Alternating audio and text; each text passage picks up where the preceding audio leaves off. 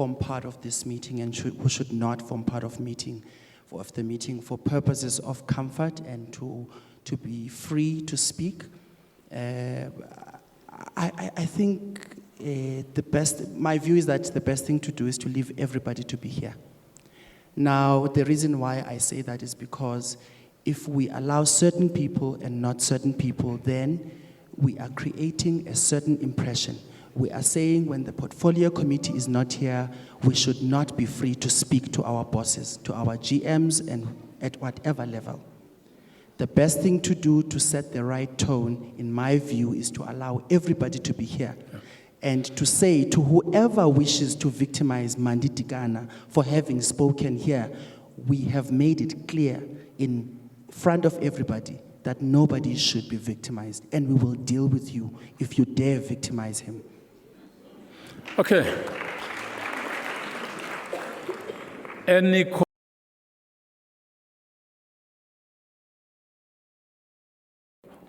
We didn't say anything.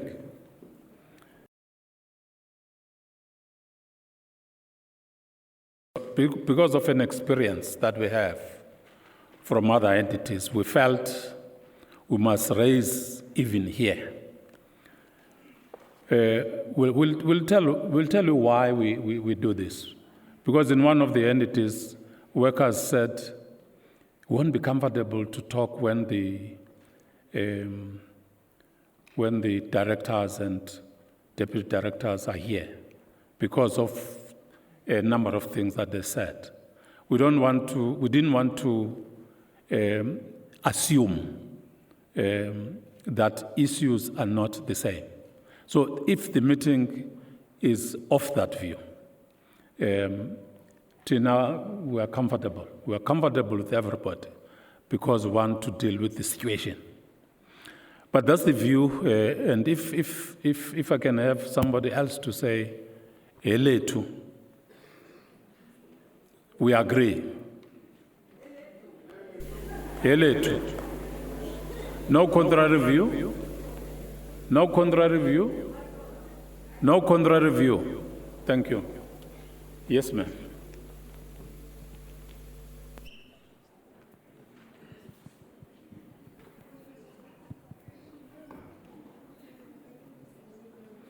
Can you put it on?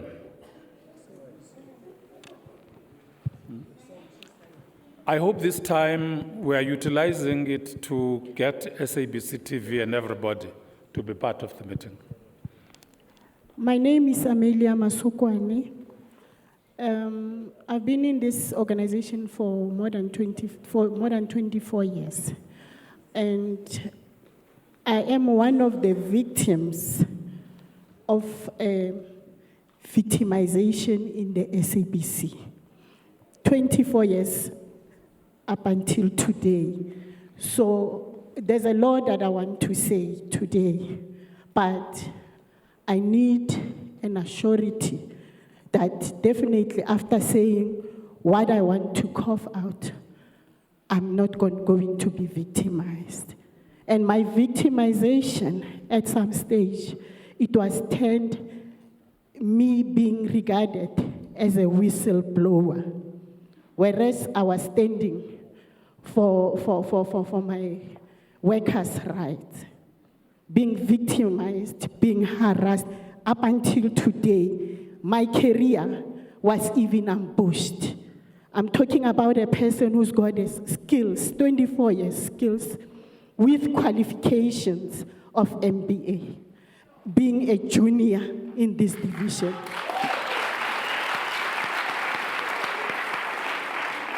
So I need definitely I'm begging for your backup, your assurity. Very clear, there is no one against everybody being present in the meeting.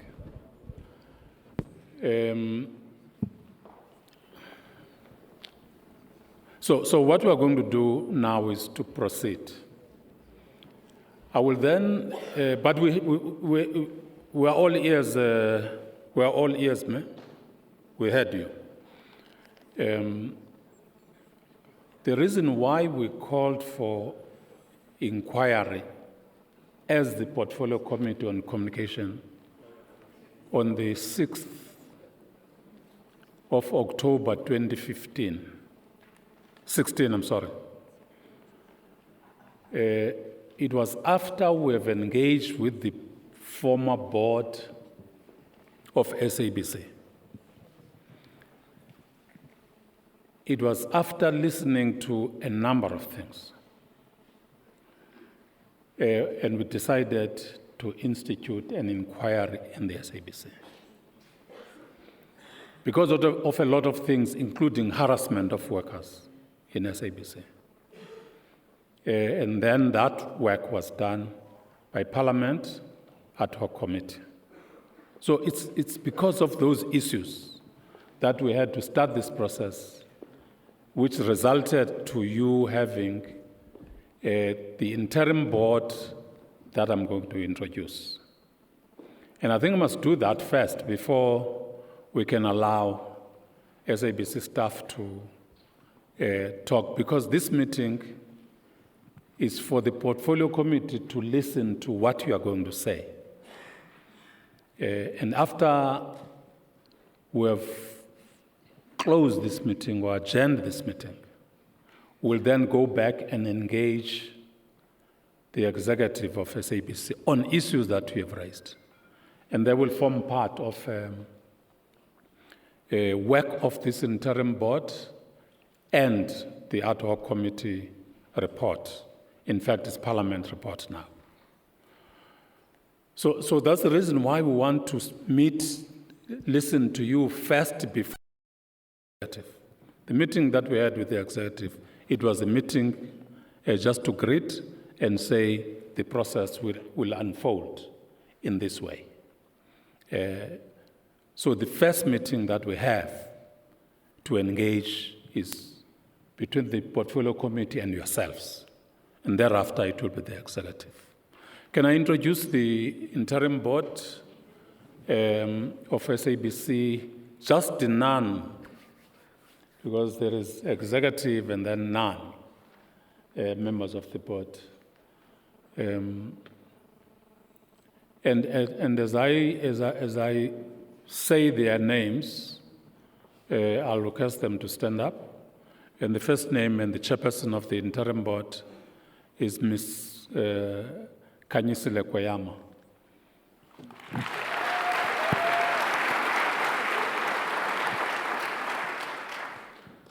The deputy chair of the interim board is Mr. Matata Tsedu.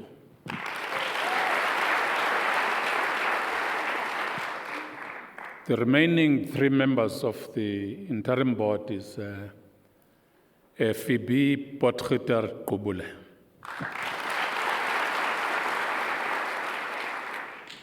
The other member is Mr. John Mattison.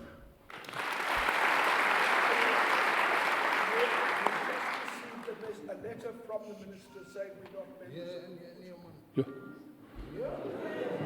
All right. We'll deal with that. The other member is Mr. Krish Naidu.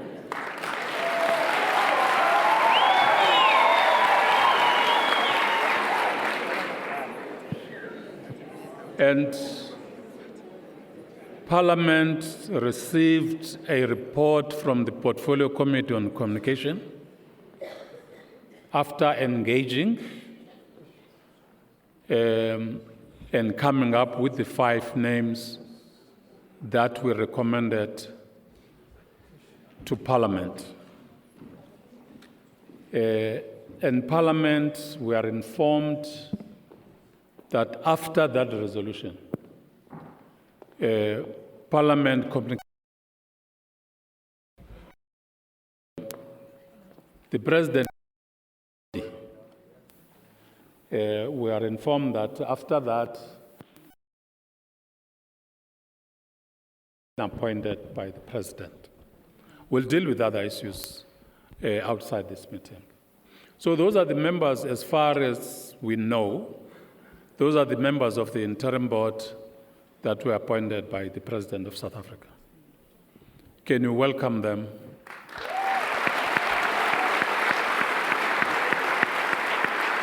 Okay. We didn't want to proceed without informing you, even if you know, of the interim board members who will start work informed by these two documents. The Parliament report, work done by the ad hoc committee, and the issues that staff will raise.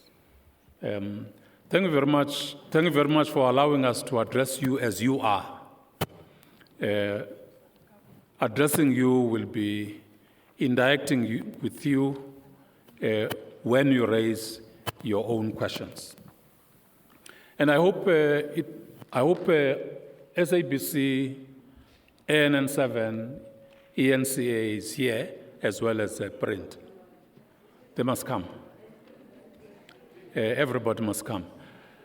Are we now starting, or it's just clarifications first, before we start engaging with you? My name is Angie Kaplianis. I'm the National Radio Current Affairs Editor. We welcome you and appreciate your visit. One day, 3 hours is never going to be enough. And my concern is that you want this covered publicly, which we appreciate, but we are not here to be in the news. There are a lot of issues, and I think you're going into recess. I would suggest you spend your holiday here and walk around this building, the TV building, and go to the provinces. You're never going to get to the bottom. You're going to get to the top. So if you're to be serious, and the interim board must work on the ad hoc committee's report, plus your observations and your engagement with staff and then top management, you cannot rush this. You've got to go through the motion. Thank you. No, thank you very much. We'll do what we can do under the circumstances.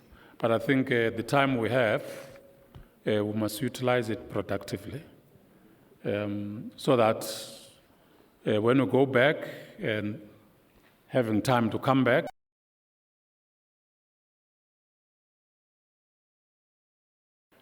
I said there must be roving mice, 2 of them here, and surely you will allow me to part of.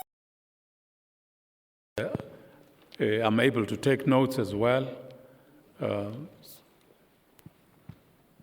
Now, standing that side. Thank you very much. I will allow hands.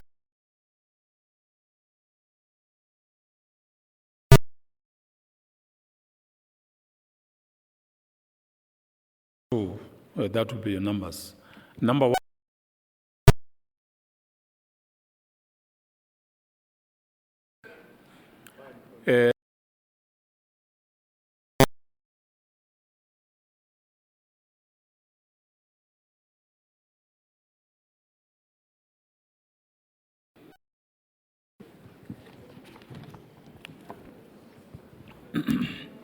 Good morning, colleagues. So let me give numbers first. 1 is the gentleman with the golf shirt. 2 is the gentleman with the white shirt. 3 is number 2 is you, Baba. Number 3 is the lady here. Number 4 is the lady there. The lady in the shirt. Number 5 is another lady here. Number 6 is the lady here. Number 7, I've given you names up to number 6. There is no other hand now, but we'll continue after the 6 names. You go ahead. When you finish, you know your numbers. Thank you once again, colleagues. My name is David Webb. I'm what is now called a contract worker or independent contract worker, formerly known as freelancers. To my understanding, the over 5,000 employees that are here at the SABC, the majority share of employees at the SABC, somewhat over 3,000 employees, I'm standing to be corrected, are independent contractors. There is a committee that has been, there have been committee meetings with independent contractors within the SABC, and a delegation board, if you want to put it that way, has been selected. I am one of the members. We've gathered consensus amongst ourselves about the rights of freelance workers or independent contractors. We've invited the Department of Labor, who have spoken to us. We've invited SARS, and we have legal representation. We have submitted a document to the Parliament Portfolio, the ad hoc committee, by our legal representatives, and we hope that that has been received. The one pending question that I'd like to pose to the Interim Board and to you from Parliament as well is, regarding the contracts as they exist for independent contractors, is it right for a contractor to be contracted year after year, some employees for up to 20 years, on a year-to-year contract? As we were addressed by Department of Labor a month ago, they stated to us emphatically that something is not right with the issuing of these contracts. We would like for the Interim Board to receive the document that we have sent through to the ad hoc committee. It outlines very specifically policies in relation to NEDLAC and Department of Labor in regards to these existing contracts that we are now under, which for some of us are ending on the 31st of March.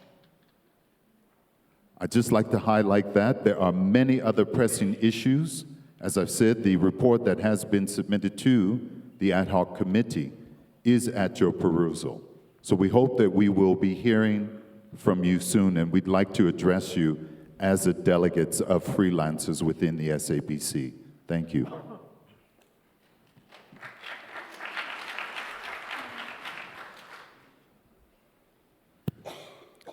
Good morning. I am glad that although I am the second to speak, I'm not the second commander in charge in the context of a particular organization. I want to start by thanking all of you who are sitting in front of us as our leaders for the sterling job that you've done. My name is Tommy Sadiki. I represent a group of middle managers. The SABC has about 400 to 80 middle managers. I also would like to start by acknowledging some of the remarks made by people in the media, including some of you, to say the SABC is continuing to function because of middle managers. Otherwise, the organization could have collapsed.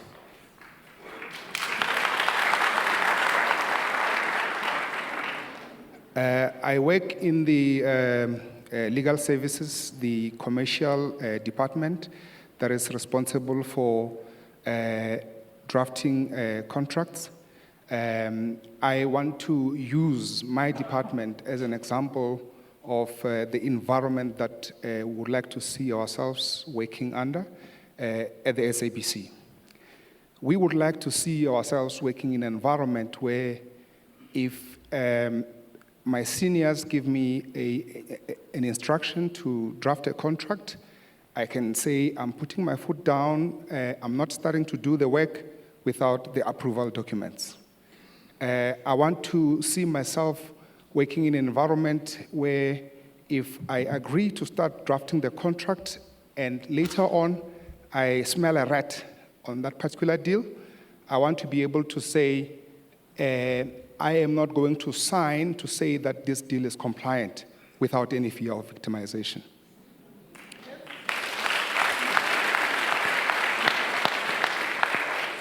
We would like to work in an environment whereby if I am instructed to prosecute or initiate a disciplinary hearing against a colleague and I can see that there is no case, I should be able to say, no, I am not comfortable and I'm not going to do it.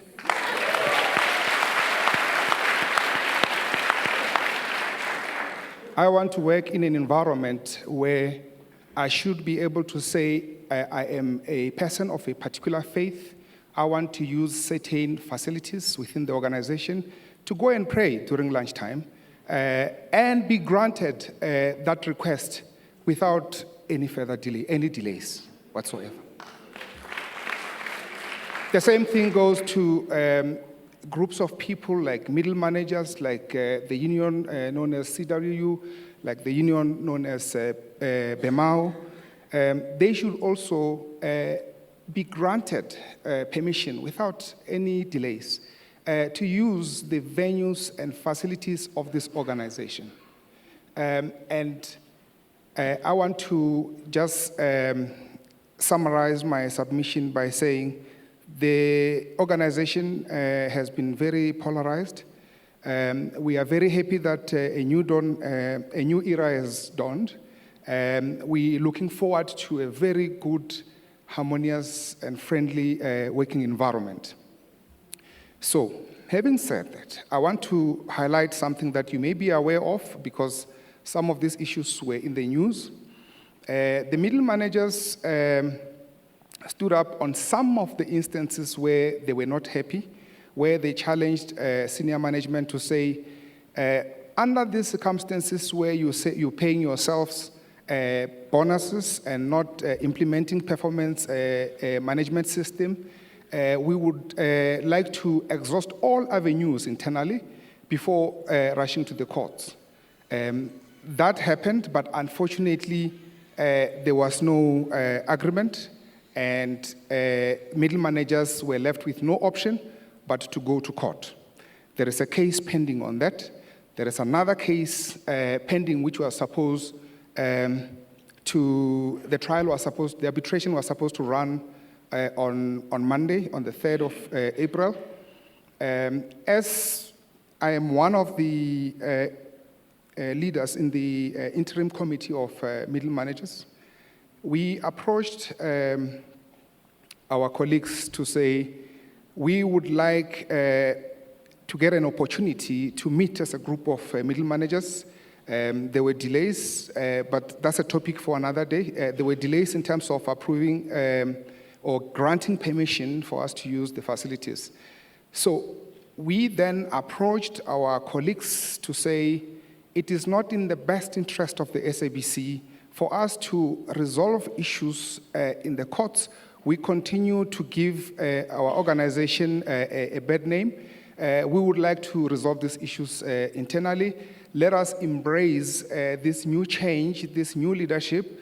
Let us postpone this particular matter which is imminent so that we can see if we can resolve certain issues internally without necessarily having to resolve to the courts. Because we would like to see a situation where this interim board starts on a new slate and where you get positive energies from the organization.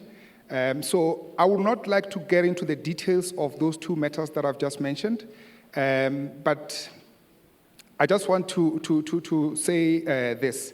It is very sad and disappointing to see our colleagues when we say, let us embrace this new era, let's postpone this matter. You get colleagues, some of whom are actually middle managers, acting in certain positions, saying we are reluctant to postpone this matter. If we postpone, tender the costs. How can that be? But anyway, those are some of the issues that we would like an opportunity to get audience from you, our leaders, to address you about these issues. Thank you very much. Before the third person, remember what we're trying to do is to get very clear issues.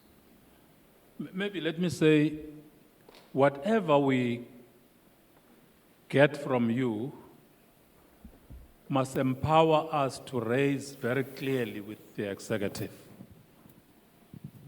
This committee is trying to take notes. I request those who speak must speak very clearly so that we can take notes in preparation to engage the executive. The stories are okay, but I think issues must be very, very clear for us to take. That's my view, members. We are not saying people must not raise what they want to raise, but I think allow us to take notes because what you raise is clear. That's what we'll request. The other thing, I will still go back to the people who are in provinces to raise their questions so that as we deal with complaints or issues, we include those who are in provinces. Remember, we're not going to respond to what you are raising in this meeting. We are not asking questions, we are raising issues that are a problem, so that when we meet the executive, we kind of raise your issues. And then after we have engaged as Parliament, we come back and report to you, even if it's through correspondence. So I request that we follow that pattern. Number 3 is here. Number 3. I will be short because I know. Number 3 is here. Oh, sorry. Okay, is the volume right? Is it fine? Okay, first of all, I'd like to thank you guys for coming here. It shows that everyone is actually serious about changing. I'd like to thank all of you guys for being here because it shows that there is at least some interest in changing the working conditions in SABC. I'm actually quite nervous about this, not just because we are on a public speaker, but because people are too afraid to address this topic. They are instilled with fear. It's about what Speaker number 1 was referring to about the contracts. There's been an issue with us as well in TV license department. I even have a friend in TV license department who was temping for 8 years, and then we got put on a contract. And how we got contracted was that there was a strike. We got the certificate and we were going to strike. And then Mr. Mutswining and Mr. Guma and everyone came and addressed it. And he promised permanency, but he gave us a contract instead to say that for the rest of the financial year, then when the financial year ended, we were supposed to be permanent. But I don't hear any talk about it, so it's obvious that it's not going to happen. It's just been an ongoing temp, and now contracted. And once the contract is over, they don't have to take you back. And even if you look at the contract, a friend of mine showed me another 3-year fixed-term contract that we have been given compared to theirs, whereas ours doesn't have any benefits, and the other one does. We don't have an annual increase, a bonus, or medical aid. So you have the same base salary for the whole 3 years, and then you're not sure if you're going to be absorbed or not. Whereas you really deserve to be, especially people in the call center. It's a shame they're not here. Call center for domestic accounts. They work very hard, especially with the Lona Vision issue. The lines have been completely packed for days and days. So I find it unfair that the front line gets no permanency or rewards, when the backline people who are permanent are doing sort of the same level of work. In fact, people in a call center, I think they have the most work compared to any other department, including the department I work in. So, yeah.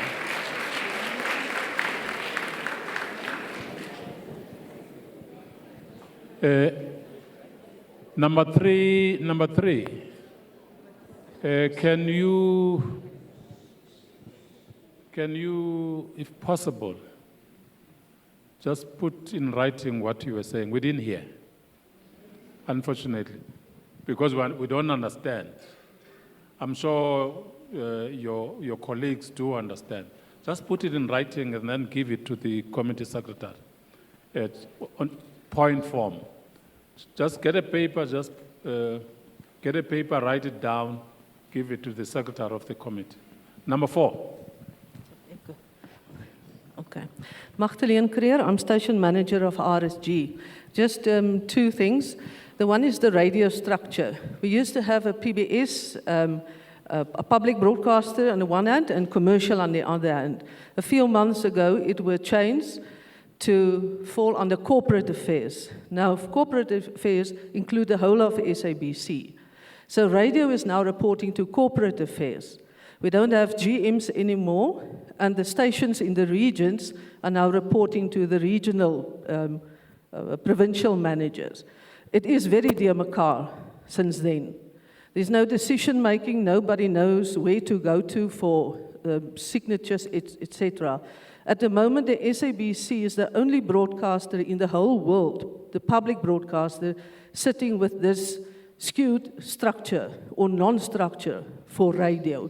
And we would like you, and I'm talking on behalf of my colleagues in radio, whether that can be rectified towards a normal structure of PBS radio and commercial radio with the GMs. The second one is we are in austerity at the SABC. We can't, for instance, if we need a mic at the RSG, we can't order it now. But at the same time, a business plan for 10.2 million rand was approved to pay 50,000 rand each to legends in the music industry. That 10.2 million rand was not budgeted for. We don't know who approved it, but as I'm speaking, they have already paid out, I think, some 60 legends, and as I'm speaking, they've been instructed to pay out the rest. Those are the 2 matters that I would like you to go further into. Thanks.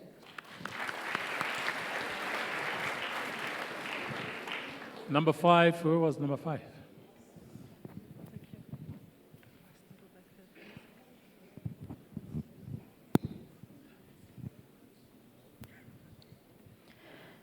Good morning, everyone, and thank you for this opportunity. Today I'm standing here on behalf of SABC TV license as well.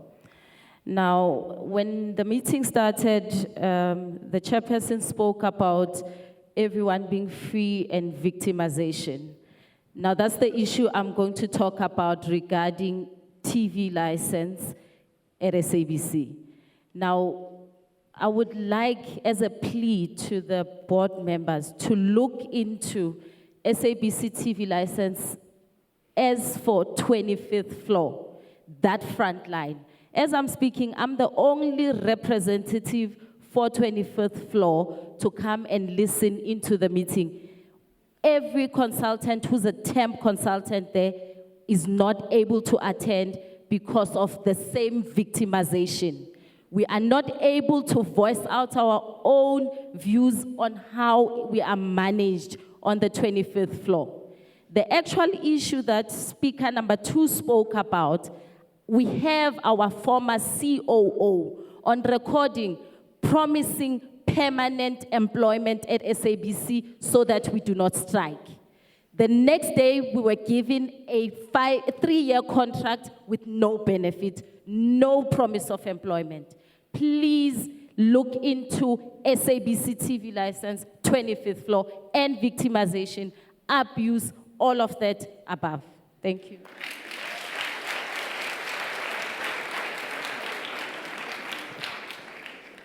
Very clear.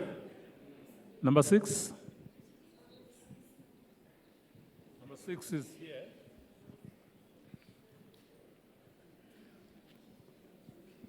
My name is Sheila.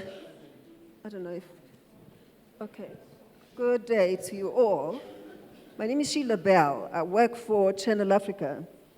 I'm actually in the same, Amelia, who spoke earlier, and David Webb. They're also a part of us, but at some stage, David was with us. I've joined, my first radio was Radio Siskai, which is today called True FM. And then my second one was with Radio Metro, my third, Channel Africa for the past just over 14 years. I was 14 years, permanently, not permanently employed, but before then I was a freelancer, given 2 months, another 2 months, 2 years later, another 6 months, and so on, because of the same victimization that we've been getting in our department. When I joined Channel Africa, our GM was Tamin Tenteni. Our second one was David Muloto, and now we are with Soli Pitwa. But the pattern is the same. Nothing has changed over years. And with human resource also failing us, because you would be called to human resource to sign a contract, and they will refuse you saying you're a producer presenter. I have 2 programs every week that is one-on-one and Sounds of Africa. But Sounds of Africa is not just music. You're not DJing. You are profiling the history of the person. And that is it. Human resource over the years, pardon Dovu and whoever, you sign a contract, you are told you are just a presenter over the years. And then just recently, September of last year, they invited us to a meeting around here, producer presenters at SABC. We vented out, nothing came out of it. The second week, we were still invited. And then I was called by Kibiokile Buswewu to his office. And I said, can I come with a representative from the union? And indeed, he said, you can come. But then the person who was chairing was a lady called, she's very beautiful. It's a lady called Dawn, what's her name? Maud. And then we broadcast in 6 languages. The same lady, I think it was practiced or it was staged. She's asked, how many producer presenters are at Channel Africa? She says there are only 3. 2 of them are on scale 401, and only 1 is on scale 300. And then I said, are you sure? Do you know that we broadcast in 6 languages? She said, yes, I'm sure. I was dumbfounded. But then I knew there's no better course after that. That's a dead end. And then they said they'll address my problem. It's still not addressed. And the next thing, I'm called by Soli Pitwe about 4 weeks ago.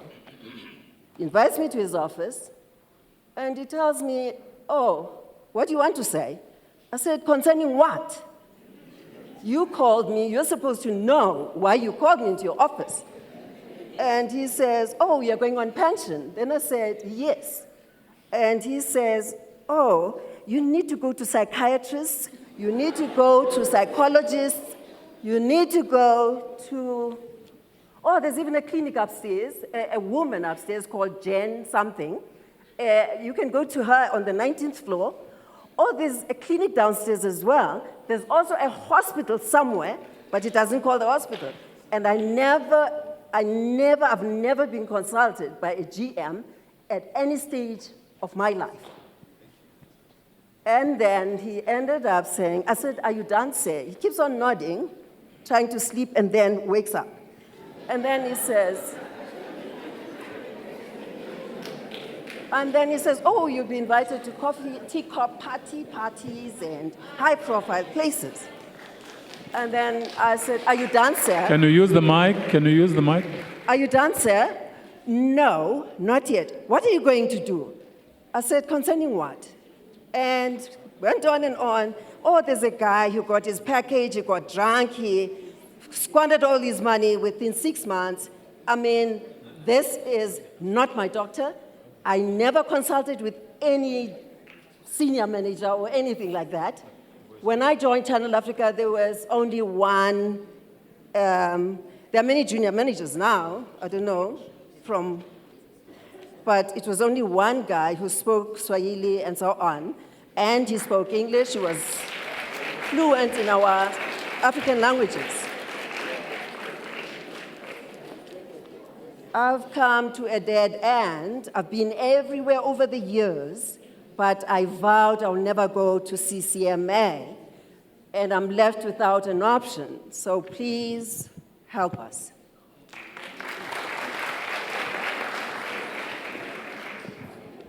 I'm going to give only two to make a contribution, and then we'll cross over to provinces.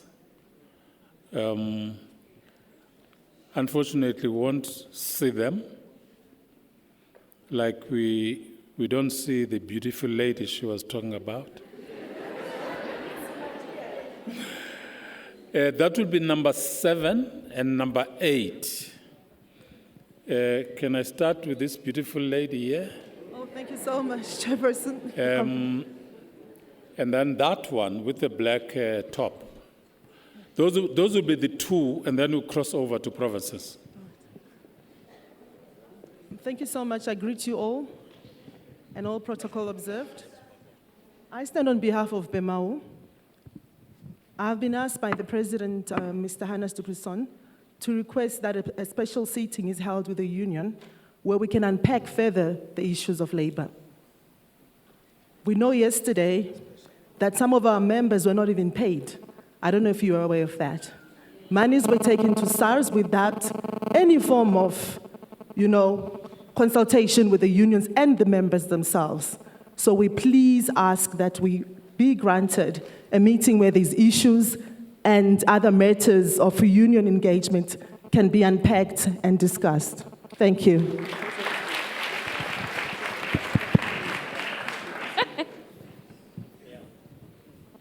Okay, I think it's still okay. Good morning, everybody. I just wanted to give a quick highlight of 4 or 5 points. The first one being transparency in the SABC. This place is shrouded in secrecy for unnecessary matters. The example that Comrade has mentioned about the SARS, the tax that was taken on people's bursaries, we asked from HR, payroll, remuneration, employee relations, nobody wanted to speak. The unions, the shop stewards, we were sent by our comrades to go represent them, but none of these departments wanted to explain what was happening with regards to people's salaries. And people had no money. They still do not have money to this point. Okay, and then the second thing I wanted to mention, as Umama had said, our HR does fail us in the SABC quite a lot because of the fact that they do not stick to their policies and procedures. HR,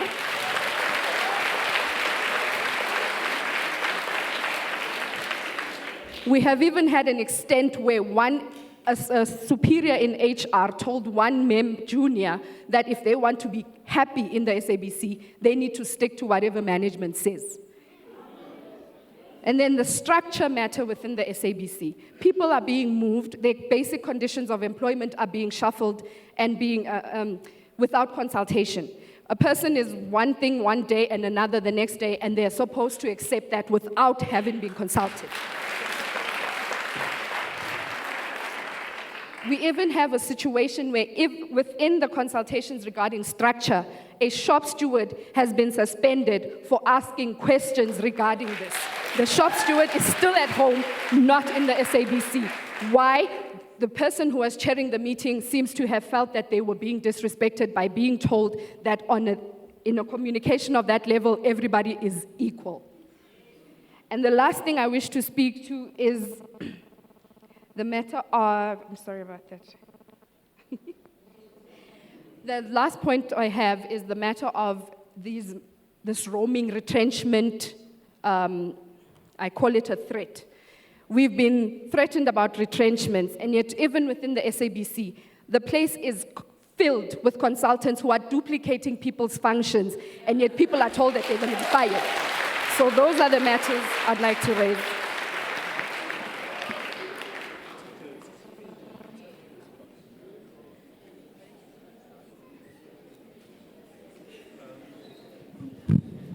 I'm not sure if the lady who's dealing with are they okay? Which ones?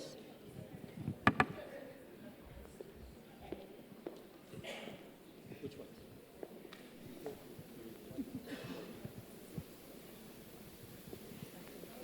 Oh, okay. Now we're crossing over to provinces, and each province will ask one question. And I'm told we'll hear what they say. Can I hand over to Cape Town to pose not the questions, the issues that they want to raise? It's not questions. They are the issues that they want to raise, so that we take those issues in our meeting with management and engage with them. So please, Cape Town, if you can raise your issues.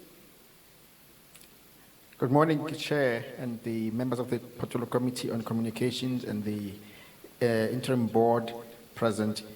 You're through to Cape Town. My colleagues and I have no issues to raise with you, but we thank you for the opportunity. Thank you very much. Thank you, Cape Town Parliament. Cape Town, they say they don't have issues to raise.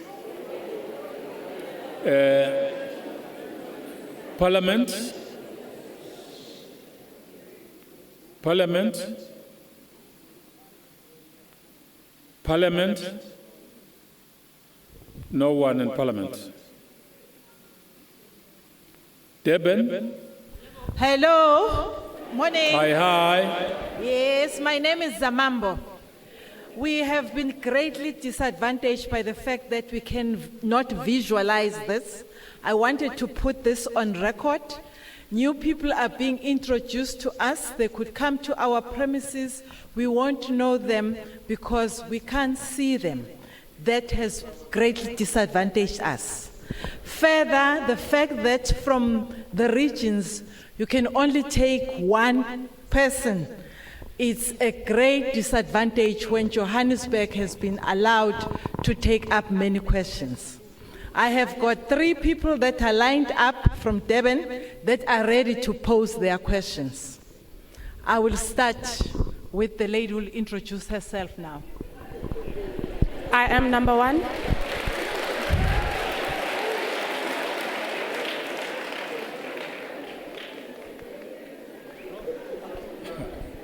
My name is Sihle Salon. I'm in marketing for Ukhozi FM. The issues that I want to raise are very frank and no beef with anybody. The first point that I'd like the committee to look at is the notion of salaries for permanent staff. There has been a lot of provision that is done for freelancers and all of that. However, if you can look at the way permanent staff is hired and the requirements that are needed for the hiring of those people, it is very, very strict and all of that. But the salaries that we get are ridiculously low. I'd like you guys to look into that, especially in relation to the salaries of the freelancers, looking or taking into cognizance our skills, qualifications, and the number of hours that we spend for the organization. The point, my second point is, I would like you guys to look into the notion of hiring people. Hire the right people for the right positions. I do not really need to be reiterating this thing over and over again, that when I went to WITS for 4 years, studied and gotten my honors, it was not for me to be friends with anybody or to date anyone. I went there, I studied hard in order for myself to get better opportunities and all of that. It is not happening. I have lost hope that I would ever get any promotion because people are not hired correctly. It is always about the wrong people hired at the wrong positions, and at the end of the day, they are giving us difficulties when we have to report to them and work to them. Please get the right people for the right jobs. Then I'll be happy. Thank you. My name is Segru Naidu. I'm the religious producer for Lotus FM. I sympathize and we can't hear you. Can you hear me now? Yeah, yeah.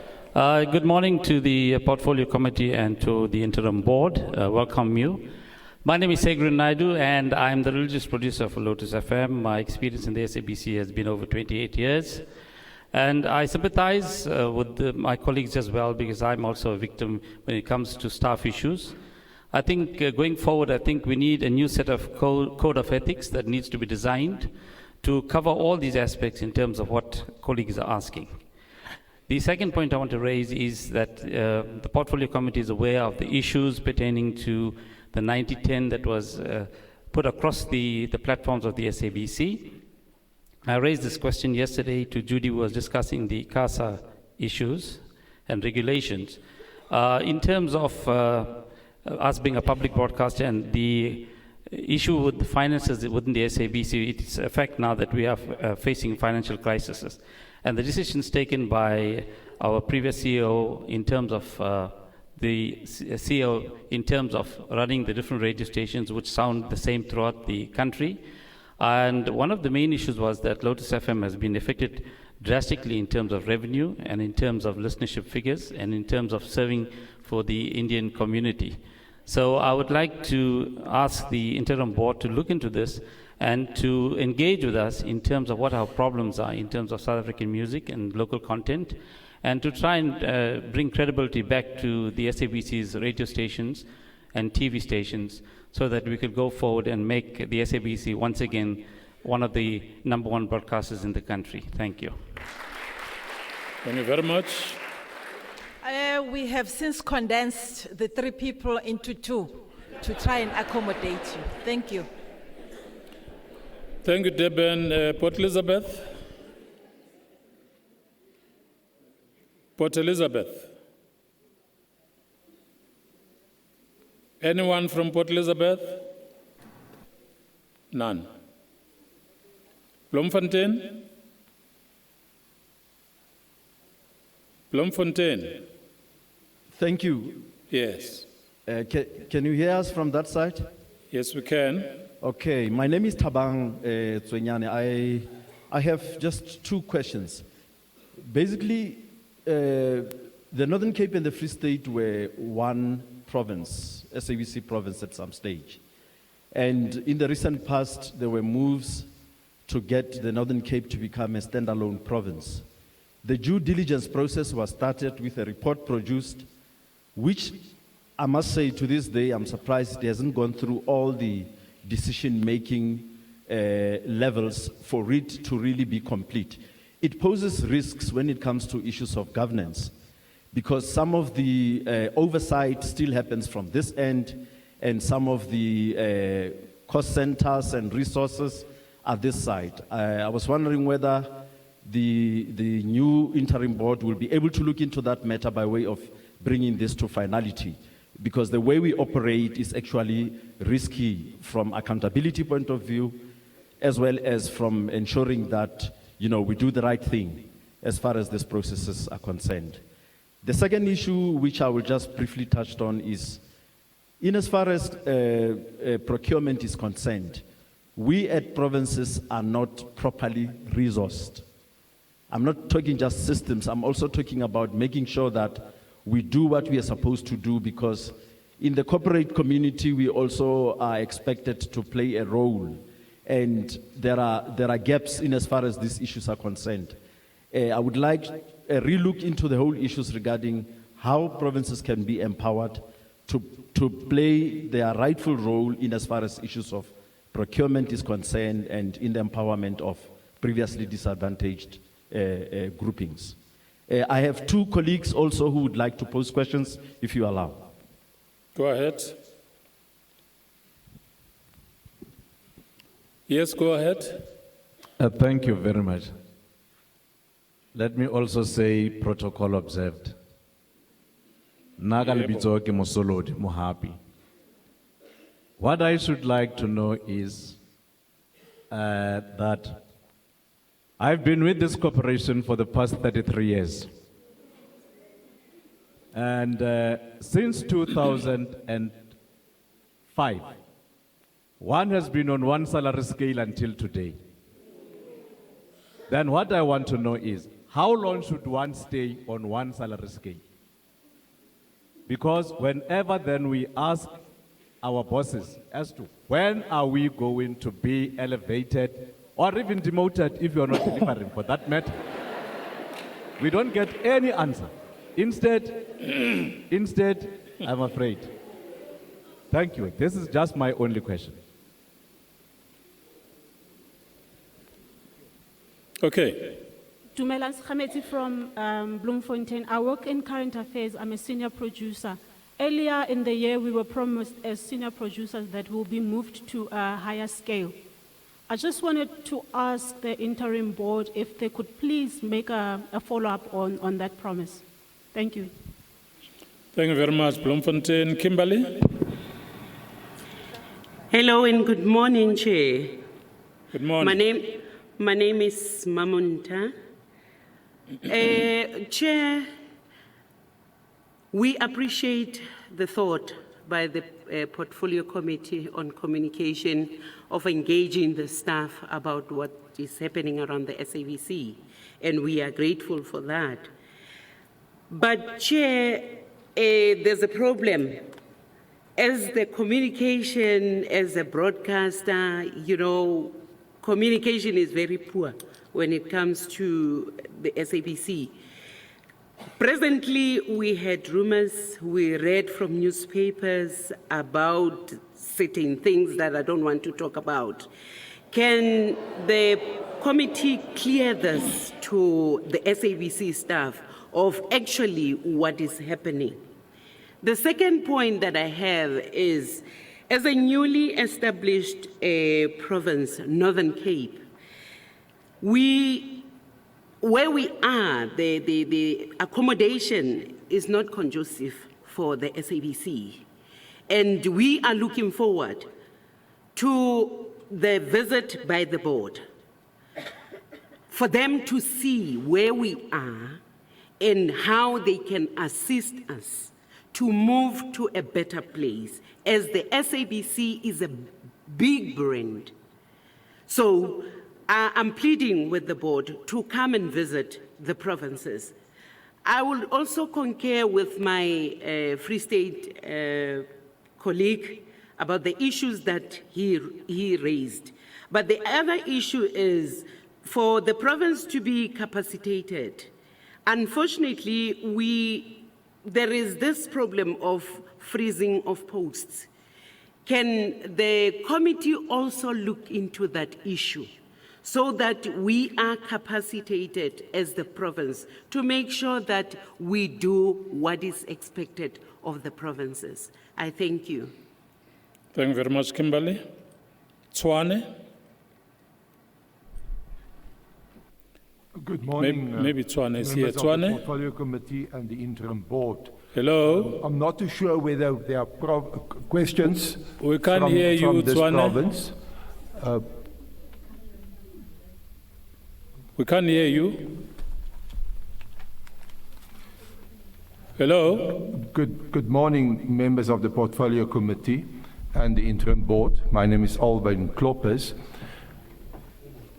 I'm not too sure whether my colleagues here have any questions. Can I see perhaps a hand? We haven't got questions, but we would like to invite the Interim Board to visit the province, as also raised by the previous participant. So it will be welcome if you people can come and see the provinces. Thank you very much. Thank you very much. Polokwane? Polokwane? Hello, can you hear us? Is it Polokwane or Polokwane? Polokwane? No. They are not there. Nelspruit? Good morning, Chair. Yes, sir. My name is Mahashule Mkwena. There's quite a number of questions and comments from Nelspruit, but I think, like Devin did, they are going to condense them. But before I allow my colleagues here to take the podium, I have 4 points which I need to raise with the Portfolio Committee as well as the board members. The first issue is in relation to suspension of staff, of which other regions have spoken about that. But this one is specific to 2 people in our province. The station Kwala FM doesn't have a permanent station manager because it was suspended almost a year ago. We don't know what's happening on that. My second point is on the return of the former provincial general manager, Hosea Chiane. I think when the portfolio committee, the ad hoc committee met, you heard what Jabulan Mabaso said about Hosea Chiane having to fight for his job. And now he's still in Joburg, and I think just like any other father, he yearns to be with his family. And then another issue is an open space, which I think the SABC is paying for it, but it's not used, it's just empty. And of which, to me, I think that is, it amounts to wasteful expenditure. And we also have a piece of land which I was told a long time ago that belongs to the SABC. It looks like that piece of land is just piece of land. Nothing is happening. It's just there. And we are renting, by the way, here. And then is the issue of intimidation of staff. So those are my 4, but I think my colleagues will add to what I've left out. Good morning, colleagues. My name is Mpumi Mbete from the Kwala FM. I won't repeat what my other colleagues have said, but I think it draws emphasis to what the lady in Durban said. I was also disappointed when I heard the chairperson say regions will only be given 1 question each. While we may share similar challenges with Joburg, I think some challenges are unique to the provinces, and so it can't be assumed that Joburg size fits all. So given that the interim board will have 6 months, what are the chances that we will see them visiting each region to assess challenges faced by the regions, which are not necessarily the same as Johannesburg? Thank you. Okay, Nelspruit, Mabato.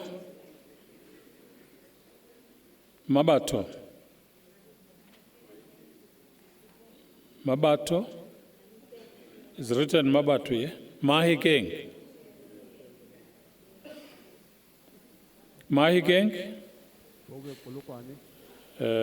Nobody. Bisho?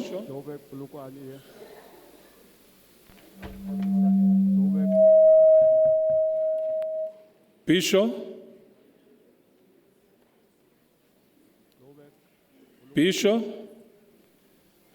Nobody in Bisho. Hello, Bisho? Go ahead. We don't have any good questions. Is that Bisho? Yes, Joburg. Asikuva. Yes, Ivango. Kawuthathele phezulu, yes, kancane. Gogo kunjani? What is he saying? Asinazo problems. Can you talk, Baba? Problems asinazo. Aninazo ngxaki. Okay, Bishop, thank you very much. Mtata? Mtata? Mtata? Mhlambi nabo ingxaki abanazo. Okay, there is a complaint from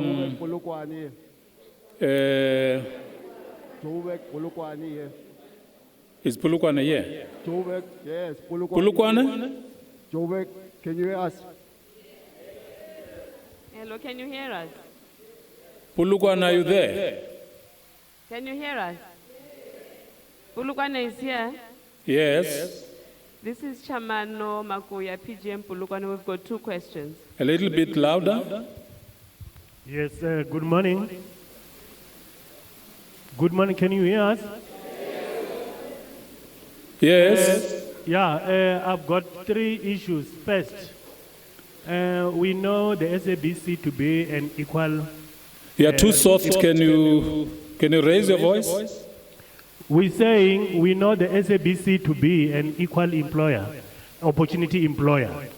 So we'll request the new interim board and the portfolio committee to look at the recent appointments to senior positions, where some of these positions were never advertised, and people who otherwise would have qualified were overlooked. We are not taking anything away from those who were appointed, but we're saying people should be given an equal opportunity to contest for positions.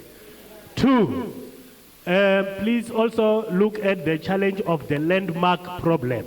The SABC has lost millions of rands, and no one is taking check out as to who introduced this monster, which is costing the corporation so much money. Number 3, here in Limpopo, we've got a radio station called Parliamentary FM.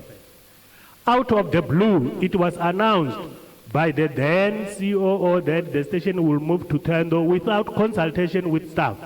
We've got nothing against the move, but we just need to understand what informs the move, because the station is in the province, and people are being moved around to say, just go to Polokwane without that consultation. But the person who will assist you to understand this is the acting GE of Corporate Affairs, Mr. Mshweu, because when he came down there, when we raised issues about, the technical glitches in Toendo, to say that building was not ready to be occupied, he said, you are not going to stop this vision. Now, we thought it was an operational requirement. Now, it appears he understands this to be a vision. Find out from him whose vision is it and what does it say.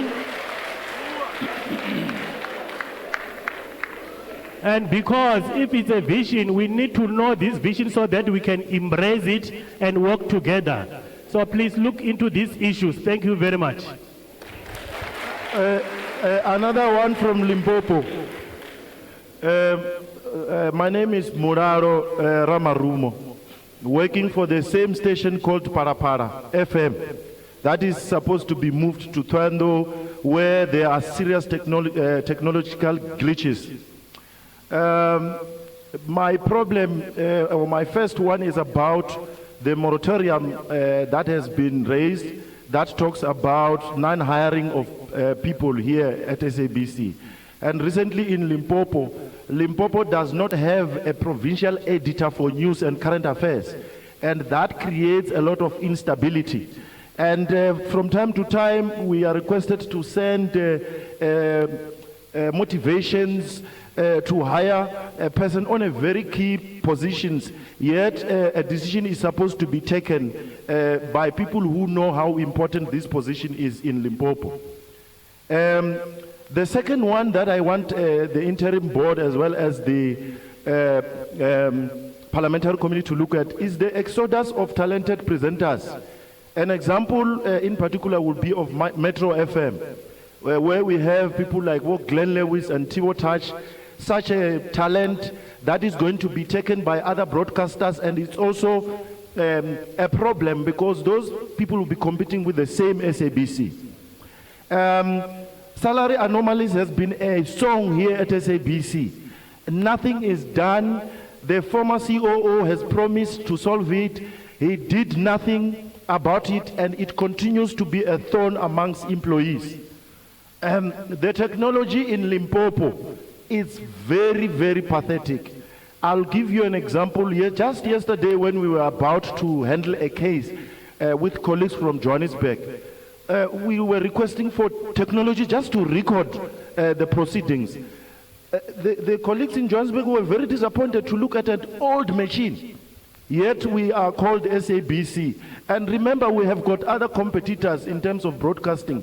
There are so many commercial radio stations around, and we are still being beaten by small radio stations. For you to go out and record content outside, it's it's a nightmare. And may you please look at the technology in Limpopo.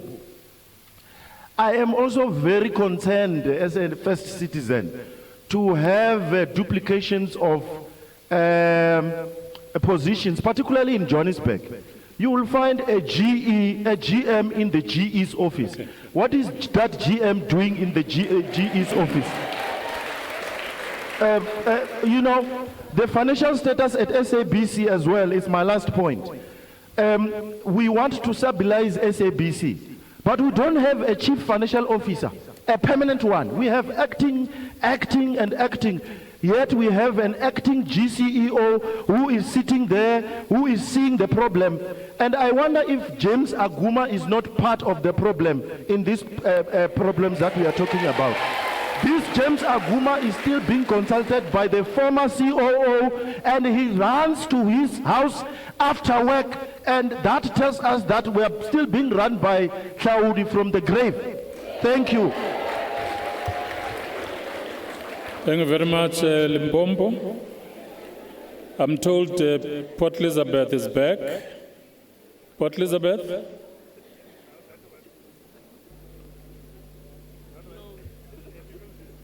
Port Elizabeth?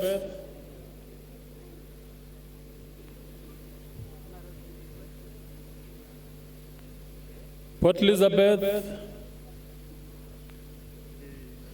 Maybe they will hear when we say PE.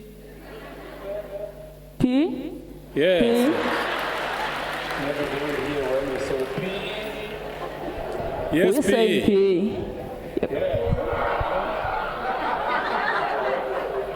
Go ahead. Hello, PE. To the chairperson and the team, SABC colleagues in the provinces and Johannesburg, this is Port Elizabeth in Ntombeme. There is no question at the moment. I thank you. All right. There is no question. I think let's Thank you. Can I tell you when we're dealing with provinces, when we're listening to provinces, when they speak, you were clapping hands, and we couldn't grasp what they were saying, some of them. Because they cannot clap, so we don't hear them clapping, we hear you. Please, when you go back to provinces, just clap at the end. It will be very helpful for the team taking notes here. We ended at 7. Was it 7 or 8? What is it? You are 7. Now, I will start from 1. I will start from 1. Let me hear that corner before coming this way. Let me have you the navy golf shirt. You are 1. The blue shirt, you know what you must not do is to ask a question this side and then you run to another corner, raise your hand. Don't do that. The blue shirt is number 2. The lady at the back there is number 3. And the gentleman with the red necklace, number 4. Number 5, you, my sister. No. Who told you I'm not coming that side? What's your number? Number 5. Is it not the gentleman who was speaking at the back, this one?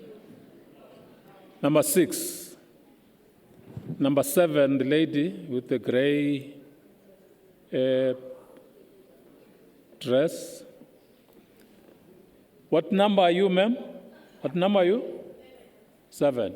8, 9, 10, 11, 12, 13, 14, yes, 14, 15, 16, 17, 18, 19, 20.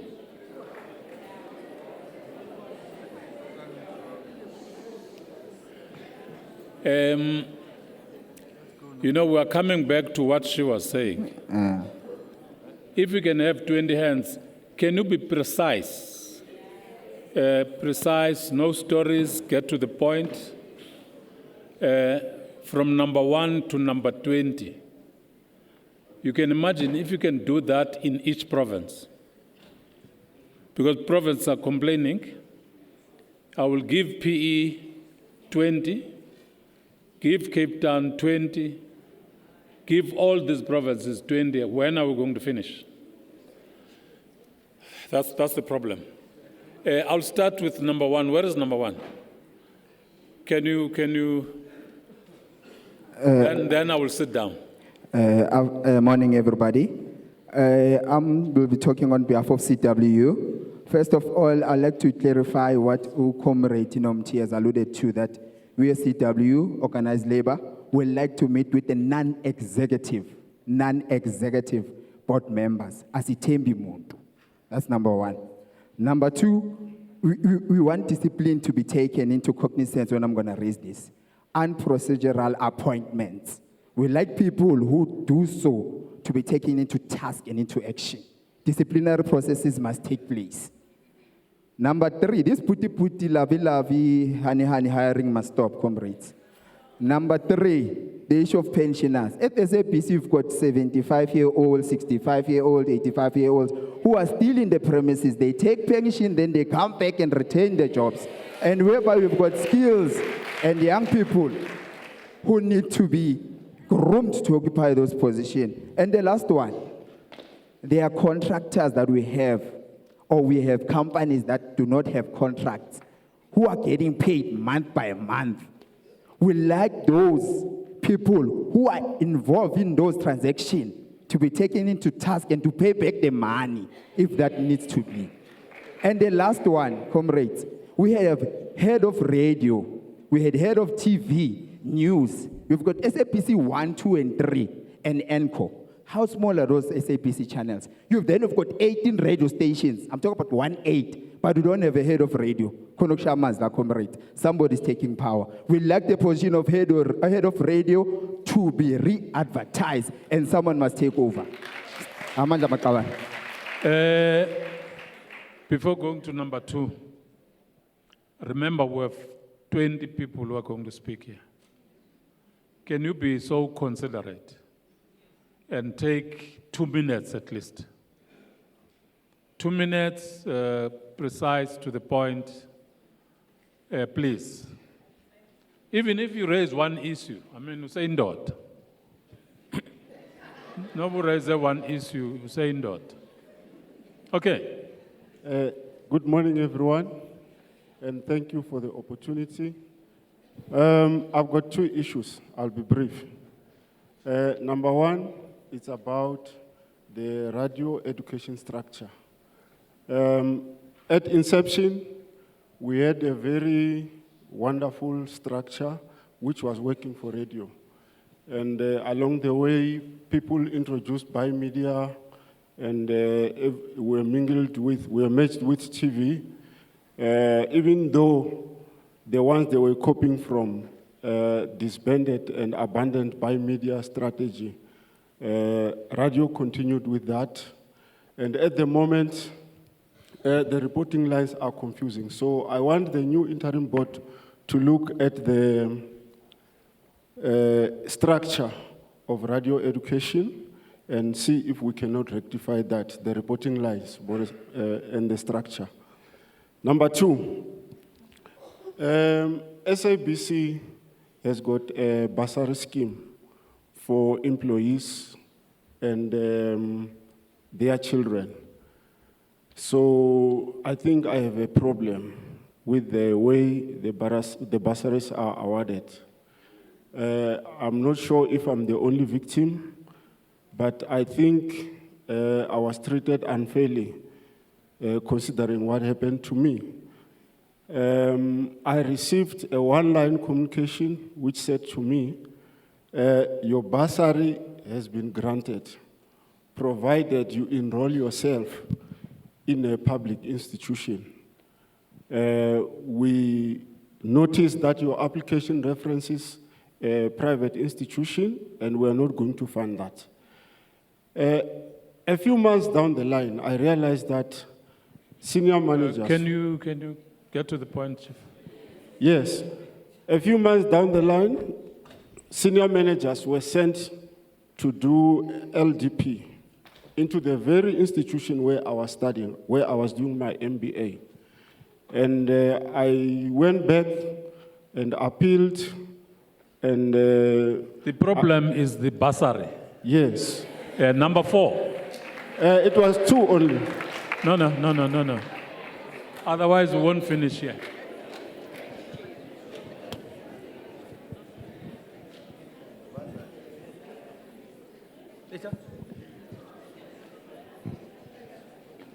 Thank you very much. Thank you to the committee for coming to see us today. My name is Pubi Pillay. I'm from Commercial Enterprises. I have one point. I'm going to be very quick. I actually was sitting here thinking, do I keep quiet or do I speak? But I think my moral conscience, it's an indictment against the SABC if I keep quiet. For those of you that don't know, there was a system called Landmark that was implemented last year, April.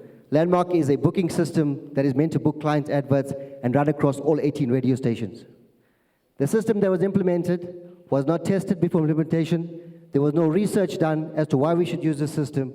There is one radio station in the world, or one country in the world that uses this software for radio, and that's in Ireland. There is no radio station in the country that uses Landmark for radio.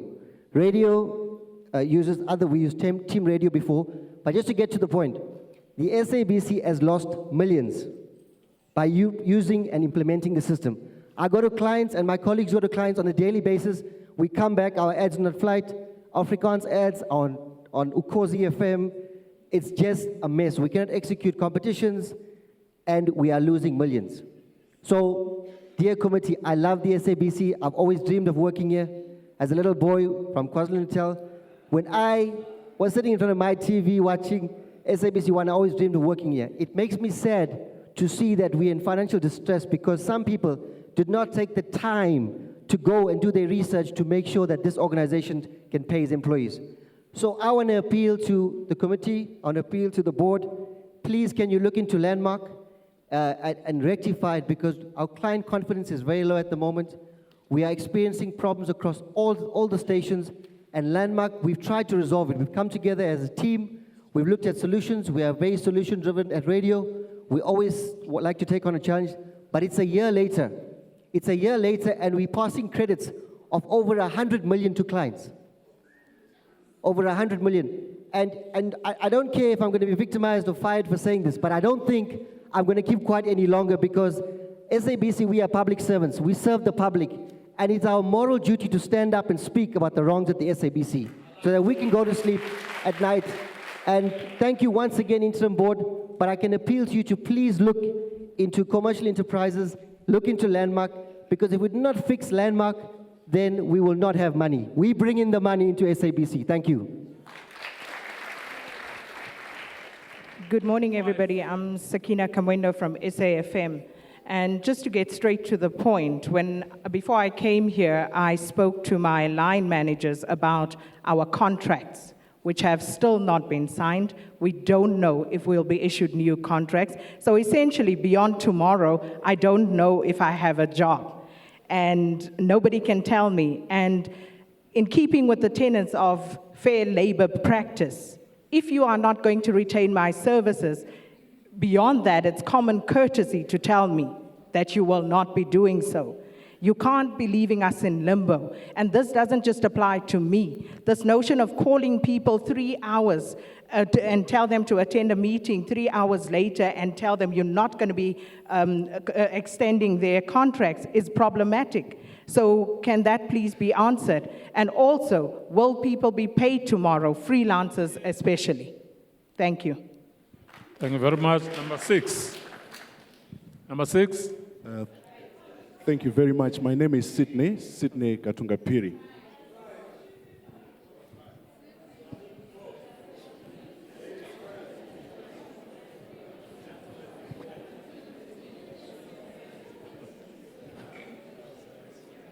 Absheni, my name is Bongani. I want to ask the board and the committee if they can look at the junior employees. You know, if you can look at the junior employees, they have the best qualifications, but then again, they don't get other positions. They end up sitting there on the same position forever because they're not given opportunities. But then again, you will see that people from outside get employed into higher positions than them.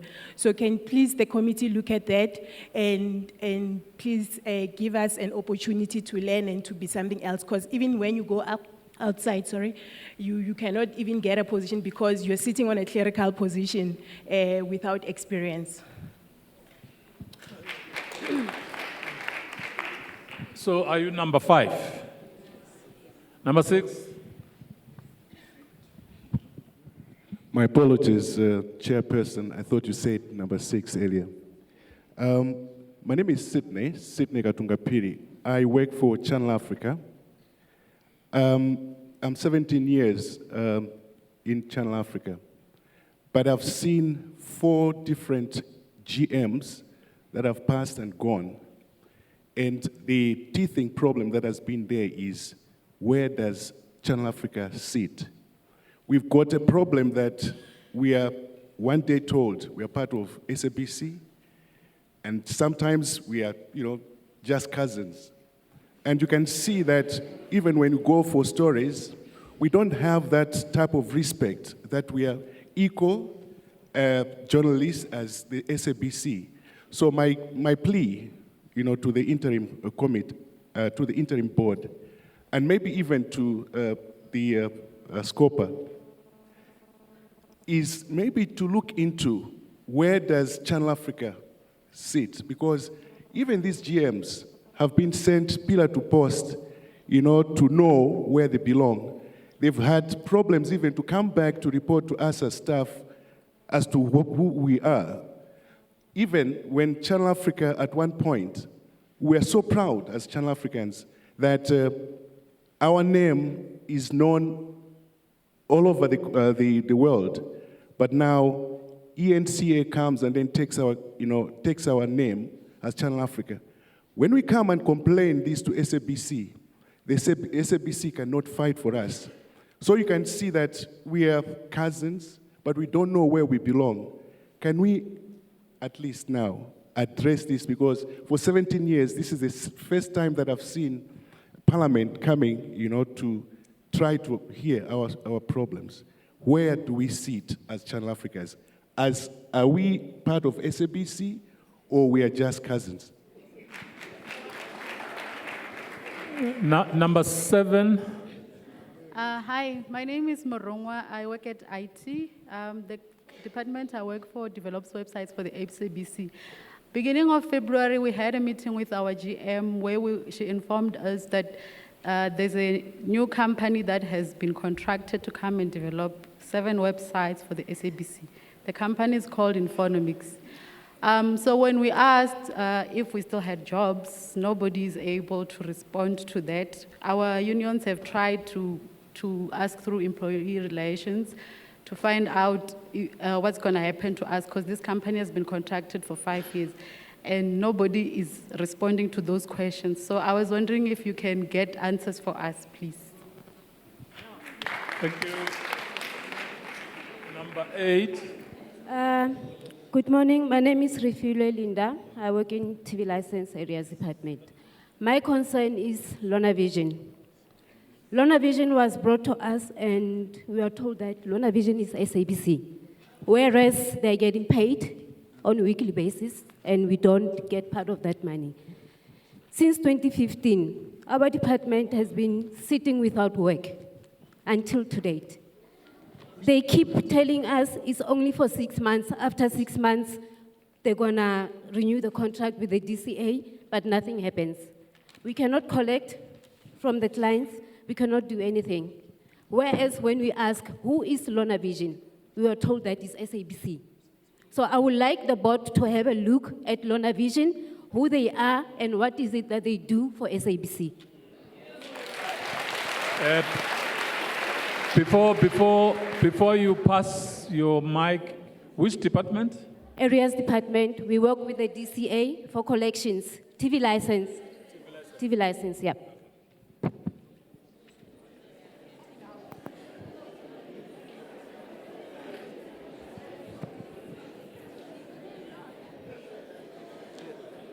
Is that number? Hello? You were 8. Number 9. Number 8. You were number 8. Number 9. My name's Jane Thompson, TV licenses.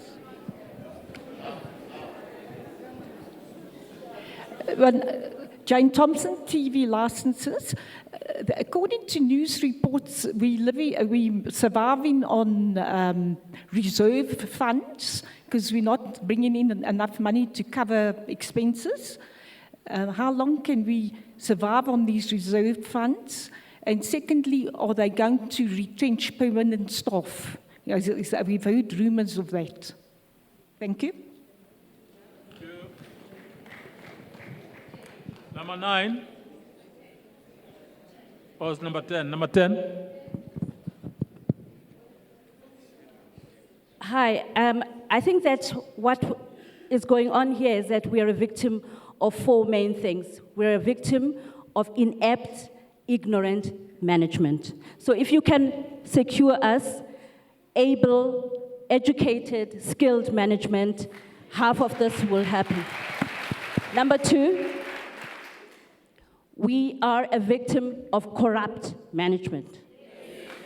And because all these things that are going wrong with contracts. You have permanent staff members being mothballed, doing nothing in their offices, waking up, coming to work, being dehumanized by sitting with no work. Let us look into these contracts, and these are basically corrupt, many of them. Number 3, we are politically influenced. Political appointments, political everything. So this is why we want a multi-stakeholder board that's representative of the South African public, that is drawn from labor, from churches, from unions, and from all members of our society.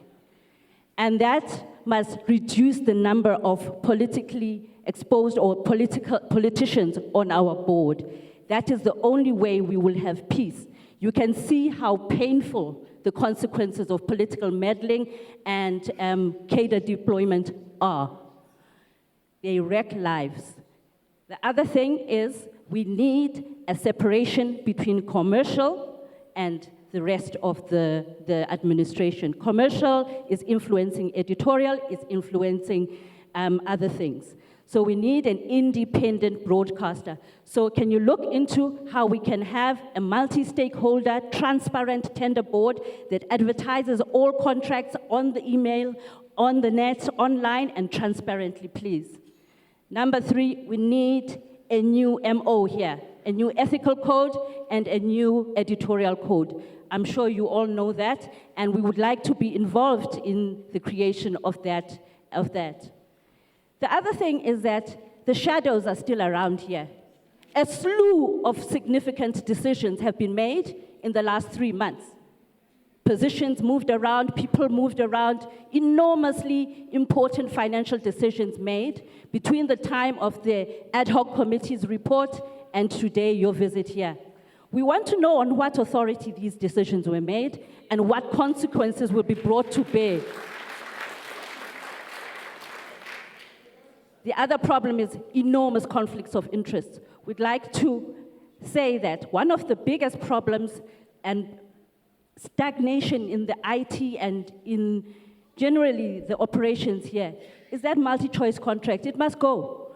It wasn't proper, it was illegal, and it delays us from going digital. Some of our staff members went to Germany. We saw the future. We saw digital, and we saw truly independent broadcasters. Can we have what was envisaged in the mandate, please?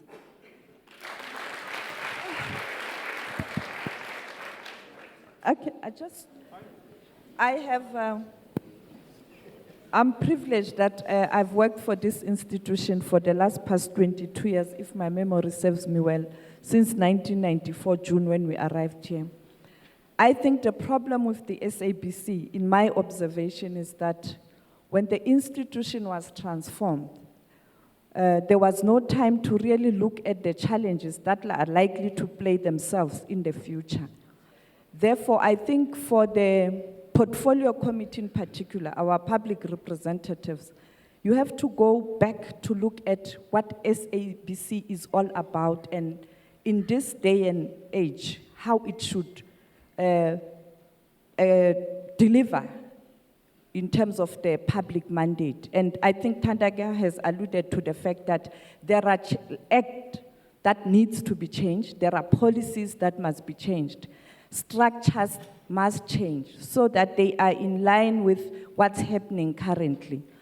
The second problem right now for the board, the new incoming board, you know that, like I indicated 22 years ago, there have been so many boards. There have been so many boards, and the problem of each and every board is political interference. And I agree, appointment of the board, the South Africans from all walks of life must really come up with a better way to appoint a board of a public broadcaster, so that people don't feel indebted to please certain people or institutions or organizations, but also the contestation out there. It's not only political, it's also commercial. It's also commercial. We must look at those issues. And the other thing is filling up of senior positions. The new board must move with speed to fill senior position. Somebody said it currently, thanks to the middle management, the institution is still working. It's true. And if you don't do that, even the middle management, they will lose hope. Despondency will set in because there are challenges even for middle management. And lastly, the funding. This must go back to Parliament. If you as politicians are serious about this institution and you believe that it belongs to the people, the funding model must really change. Because as long as we have this type of funding model, we'll continue to have problems in terms of trying to please different forces and different interests. SABC can do wonders. We can pick ourselves up. We have quality here at the SABC, from lower level to the senior level, perhaps. We still have quality internally. I'm not going to discriminate. I don't take sides when I deal with issues. People can have their own informed decisions about me, it's fine. But what I'm saying is we have people who can make SABC a better institution. Just support those people, and please, and Tate Matata, you in particular, you came here, you know what happened, you know the problem. Address the problem, the root cause, and let us not inherit an institution that made changes here and there, but you still have the remnants of apartheid bothering us. That would be number 12. Where is number 12? Were you number 12? Number 11. Were you number 12? I am number 12. Were you number 12? I was number 11. No, let's do this. Let's do this because everybody must talk. Okay. I'll allow you to be number 12. I thank you. I will allow you to be number 12. I will allow this one to be number 12 too. I will allow that one to be number 12 3. And then we'll go to number 13. But I want to raise a concern about people when other people talk, they talk. Please, if you can, just not do that. Allow people to air their views so that people feel free to talk. Number 12A. Hello, my name is Nigel Bird. I work in Content Hub as a commissioning editor. I think the first thing that we need to do is be brutally honest. Brutally honest. These people are not sitting here because they like seeing you. They are here because they are concerned about their livelihoods. Yeah? And as for the interim board, I think they've got a very big task ahead of them with regards to making these professionals here feel comfortable with contributing to a public broadcast service. Now, a lot has been said. I'm not going to repeat that. But I think that concern is, for us, flouting of processes, procurement processes in particular. Yeah, no, it's amazing. You will not believe it. Commissioning editors are tasked with procuring. But somebody would come from wayside and tell you, this is what you are doing right now. So it's, yeah. But yeah, I think, yeah, what I want to suggest is that you do go, actually it's going to be time consuming, but you go from department to department. That is where it should start. Not higher up, down where we are working. You must come from department to department. We will show you. We've got the documentation. We've got all of the paperwork with regards to what we are supposed to be doing and what we are being instructed to do. The SABC is hemorrhaging money. And who is suffering? We are suffering.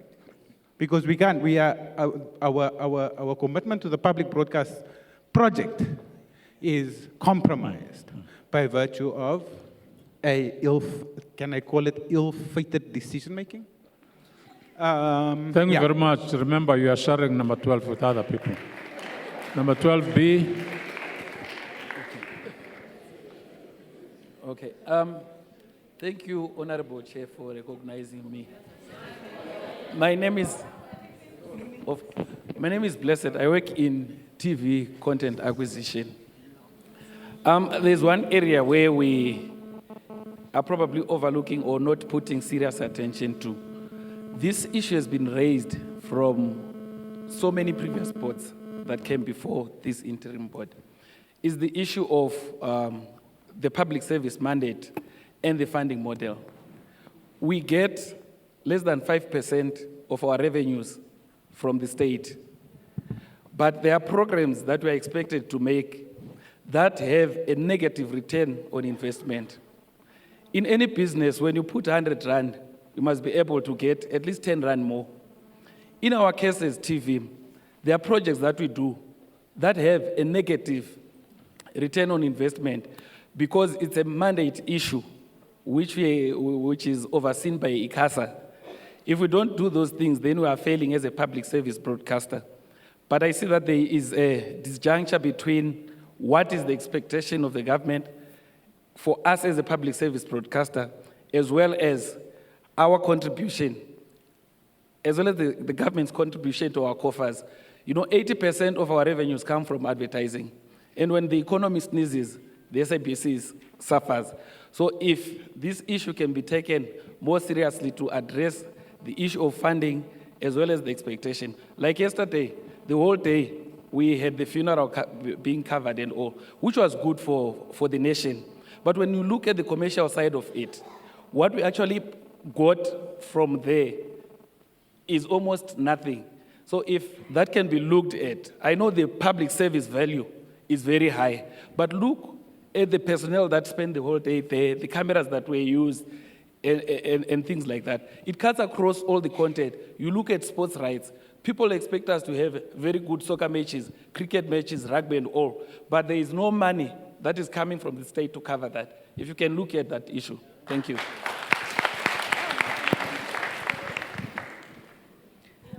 Thank you very much. I thank the board and the interim board, and I thank PCC. My name is Noni Jacobs, and I'm from SABC Sport. I suppose the reason you are here is that there are problems. And I wish we cannot wait for the problems to pile up next time before we can tackle them. I'm tempted to say I'm 25 years with the SABC, but already somebody has said he's 33 years. Nonetheless, my worst victimization is to spend sleepless nights concerned as to whether I'm going to have a salary the next month. Why is that? Is this company not audited? Who is in charge of that? Why didn't they know that we are in this situation? How are we going to get out of the situation? As SABC Sport, we need rights. If we don't have rights, are we still a department?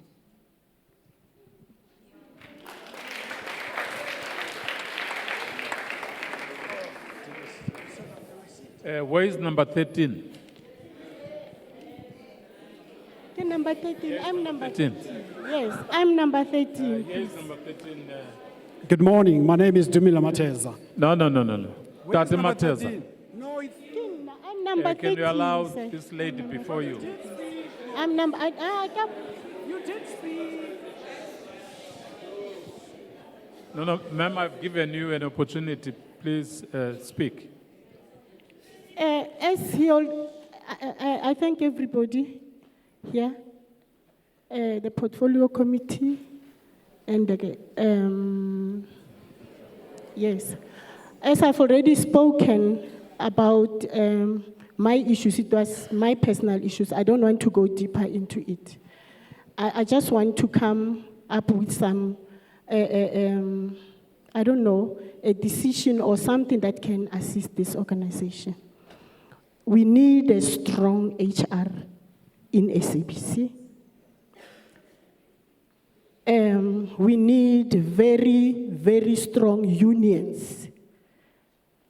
SABC is in this dire mess because we don't have strong unions.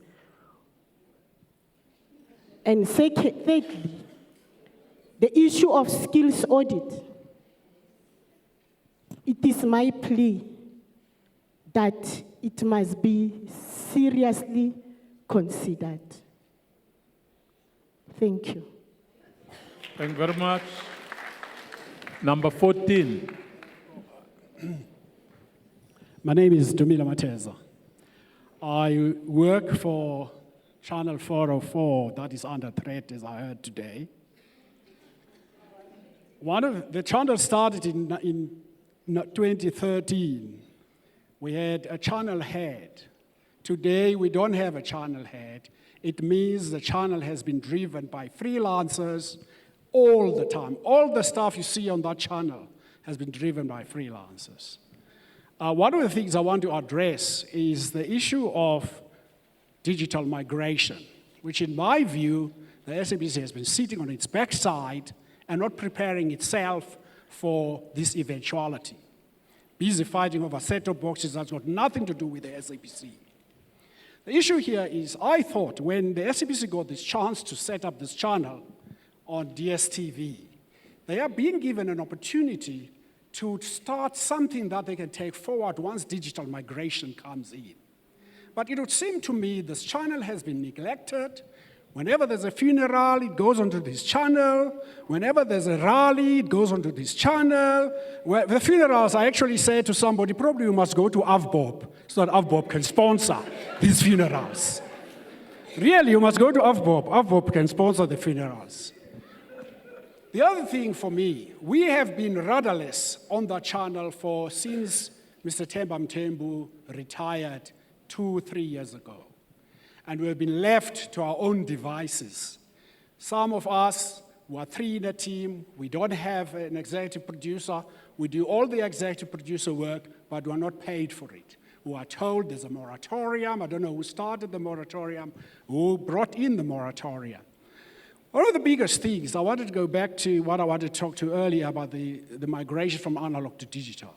The SABC has to sit down and clearly understand that it has to put together its own bouquet that is going to say how many channels are we going to have, what is going to be on those channels, and how we're going to do those channels.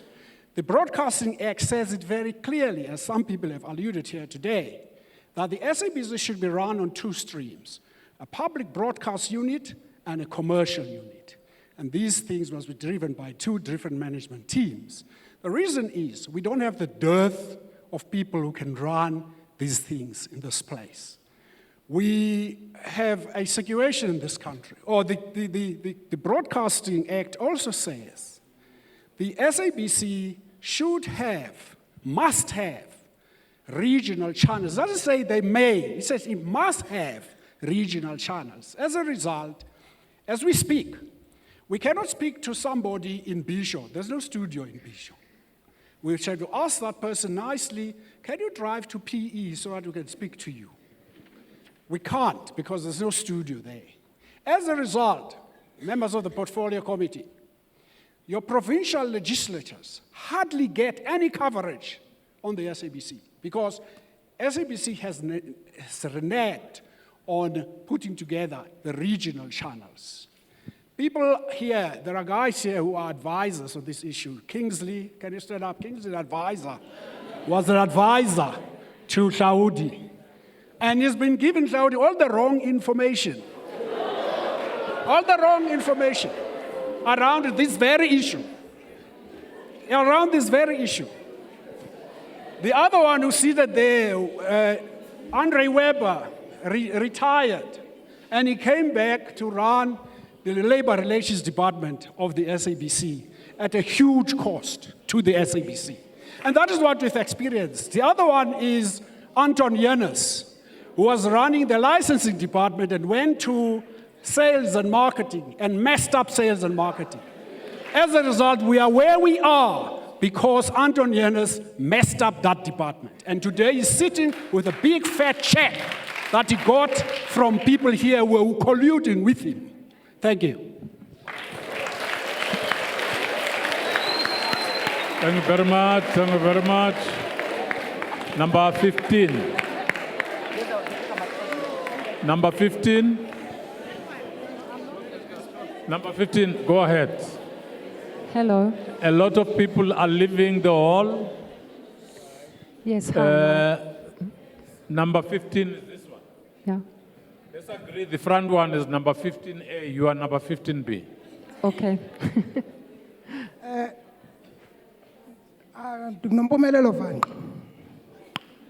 I'm working at sport department. We've got a little bit of a problem that maybe if the interim board can visit each and every department that is at SABC, and mostly the departments like news, sport, TV licenses, and the others, but mainly those, the department like sport. Because as Dumile says, and Noni says, and my brother said in front, we are the most that are being told that this is the importance of the government, this must be done. If they can come as an interim board and listen even to the workers themselves, they've got too much to say, but they cannot say all here. The portfolio manager the portfolio committee will hear from the board, interim board that is here, individual issues that people are succumbed to in our departments. There are a lot that has been happening, and we are taking those pains in strain. To such an extent, sometimes we are being told that you do it or you don't do it. And which is, we are all workers here. Whether you are a top manager or you are not a top manager, we are all equal at SABC. Some of us are from detention, and some of us are from suspension because we talk. And I'm one of them, and I'm not afraid. I will keep on talking if it's supposed to. Over to you, ma'am. Good day. Thank you for coming. My name is Carmen Schneider, and I'm the manager of the Change Management Department at the SABC. I was asked 2 years ago to come here and to help with change. And I'm sorry to say that in 90% of the changes, I'm not involved at all, nor is my team. We are 6 people all together. And it seems to me that most of the changes are somewhere concunkled, somewhere on a floor, and then they are being We're put on struggling to the... hear you, ma'am. Say again? We are struggling to hear you. Can you organize your mic? Okay. My name is Carmen Schneider. I'm from the Change Management Department. I'm the manager of the Change Management Department. And I was brought here 2 years ago to build a department that helps the SABC with all the changes.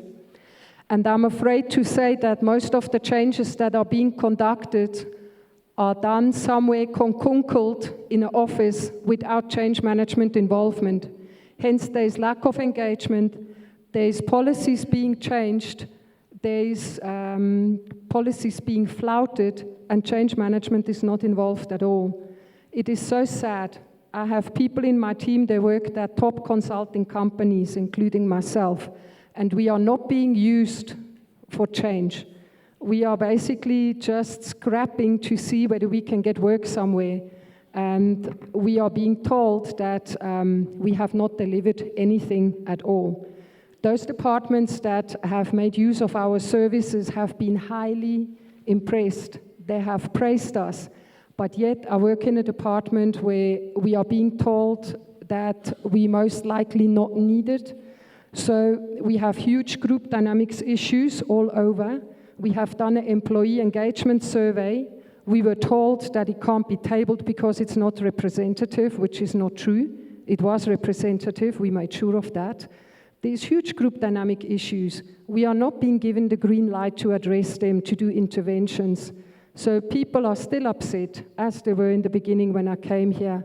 We have dipstick reports, we have numerous reports that were escalated. They were never tabled at EXCO, as far as I know. So there is massive change management needed, yet our department's not being involved. We don't really have access to leadership. There's no sponsorship coalition. People are changing structures, systems. It's please involve the change management department. That is why we're here. Landmark was done without change management, by the way. Thank you very much. Number 16. 16. Thank you. My name is Victor, and I'm coming from this department that is in ICU as we speak. My other 2 colleagues have already spoken. It's called SABC Sport. The wheels fell off the rails some time back when we lost the rights, and the management so happens that they never had plan B. We have a management that thrives on victimization, not planning, not research. Hence, we are a thorough victim here of wasteful management, wasteful expenditure, sorry. I don't remember last when we were given a clean audit, even internally. When it comes to the issue of so-called 4 annual events, the business plans are done last minute. We lose sponsorship. We lose advertisers. Other departments have to be pointed a finger on as a result of our inept handling of our responsibility. We are not making money for SABC anymore. We are draining money out of SABC. But we have so much potential that we can market our properties on time and make money in terms of advertising and sponsorship, even if in this light where principal sponsors and advertisers pulled out. It's not because they pulled out because we can't retain them. We can retain them. We don't have a plan. Yet we have a GM that has been here since 2012 who promised a strategy since. Up until today, we don't have a strategy. We have hired consultant or consultants. Nothing has come of it, but they're getting paid. So the bottom line is accountability. Victimization, I'm one of those victims, just like Usman Namai said. Go to wellness center here. Some of us have been regular members there. Unless and until you're serious, the last time Scopa was here, we raised these issues, but nothing was raised. If you don't take action against inept management, that gets away with murder in terms of wasteful expenditure. We have marketing department that we don't know what it's doing other than issuing a wardrobe, not marketing the brand in order for it to make money. We have production that has got a lot of experienced people that are so oppressive and suppressive. You need to do something about the promotional criteria that is done. If I've been here for 40 years, doesn't mean that I know what to do. There's a young lady there who spoke. I think she's one of the so-called interns that we get each and every year. We are wasting potential talent, people who love SABC as a result of a management that doesn't have a plan how to accommodate or infuse them into the system in order to enhance it. You can't have a graduate student who comes with theory, who comes to this place to enhance it, but they do paperwork the whole year. When they finish, when they finish, they have nowhere to go. So the last point speaks to the funding model that we have. To say, since we're training resources, and you find a funding model that will be presided over by the very same people that are inept and incompetent, there is no way that you're going to change or turn this ship around.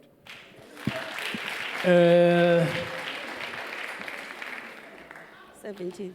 That's number 17 who's going to speak. And please, issues that are raised by other people, don't repeat them. It doesn't make any difference. We have taken notes here. We are going to raise these issues. Go ahead, ma'am. Thank you, Chair. Thank you, Chair, for the opportunity. I think what I'm going to say is just the introduction. The rest is going to be finished, I think, behind closed doors. Can you speak up a bit? I'm saying thank you for the opportunity. I think what I'm going to raise, it's just the introduction. The rest, I think, we're going to finish behind the closed doors. What I would like to know is that will there be an opportunity to open the corporate plan? Because what we've just seen, more especially around the governance section, is just appalling, to say the least. We saw what was said by the Group Executive Governance and Assurance during the inquiry about skills transfer. Oh, by the way, Pume Butelezi, the GM Enterprise Risk Management. I've acted in the past as the Group Executive Governance and Risk. What we've experienced since she took over is just intimidation and abuse and harassment. The first meeting that we had with her was, yes, I'm going to say everything, because that meeting we had thought was about setting the tone about our working relationship, but it was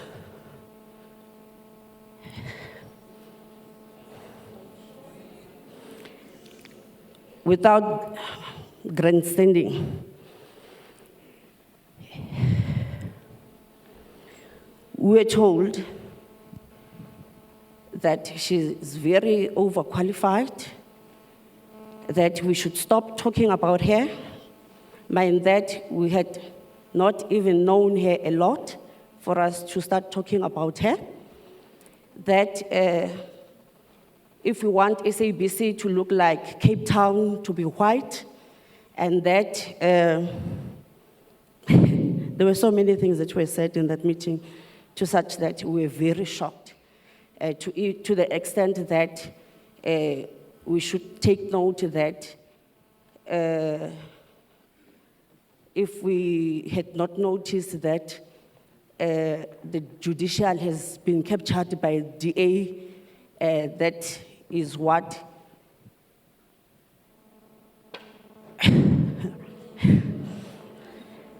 there was so much that was said, but what we still have to experience is the skills transfer that we still have to see, because even during the strategy presentations, it was our own strategy input that we had to present. Even the projects that were started, that were initiated by the then board, we have halted those projects because our own forensic audit has been put on, we have now been investigated by our own forensic audit just for budget overspend that is supposed to be done by our own management, but we've got our own forensic investigating us for budget overspend that is not even there, to the extent that they are even investigating us on disbursements. Where have you had forensic investigating disbursements?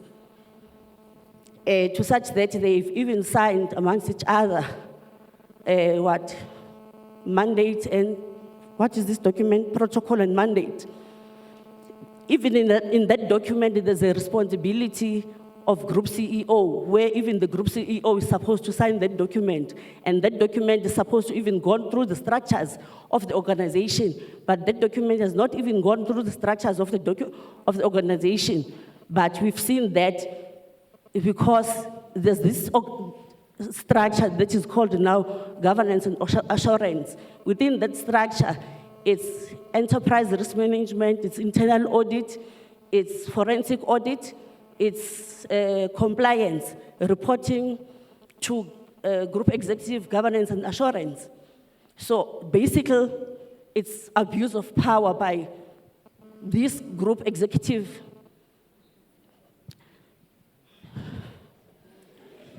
Yeah, no, maybe what we need to do, there is a lot of...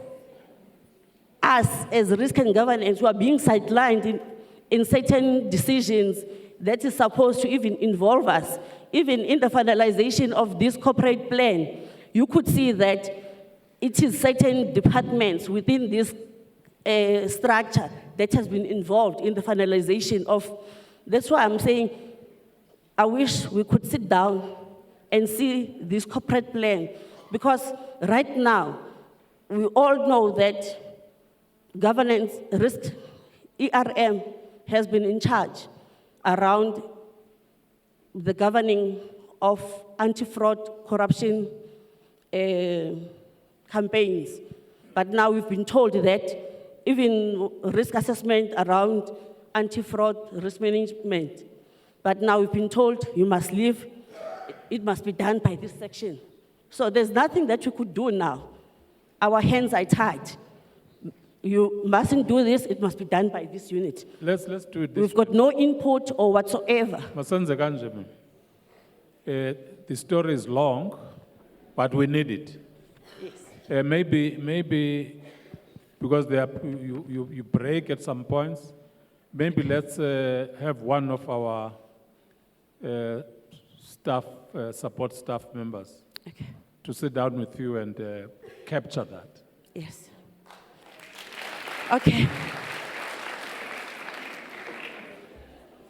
One of the functions, okay. Anonymous, let's do that.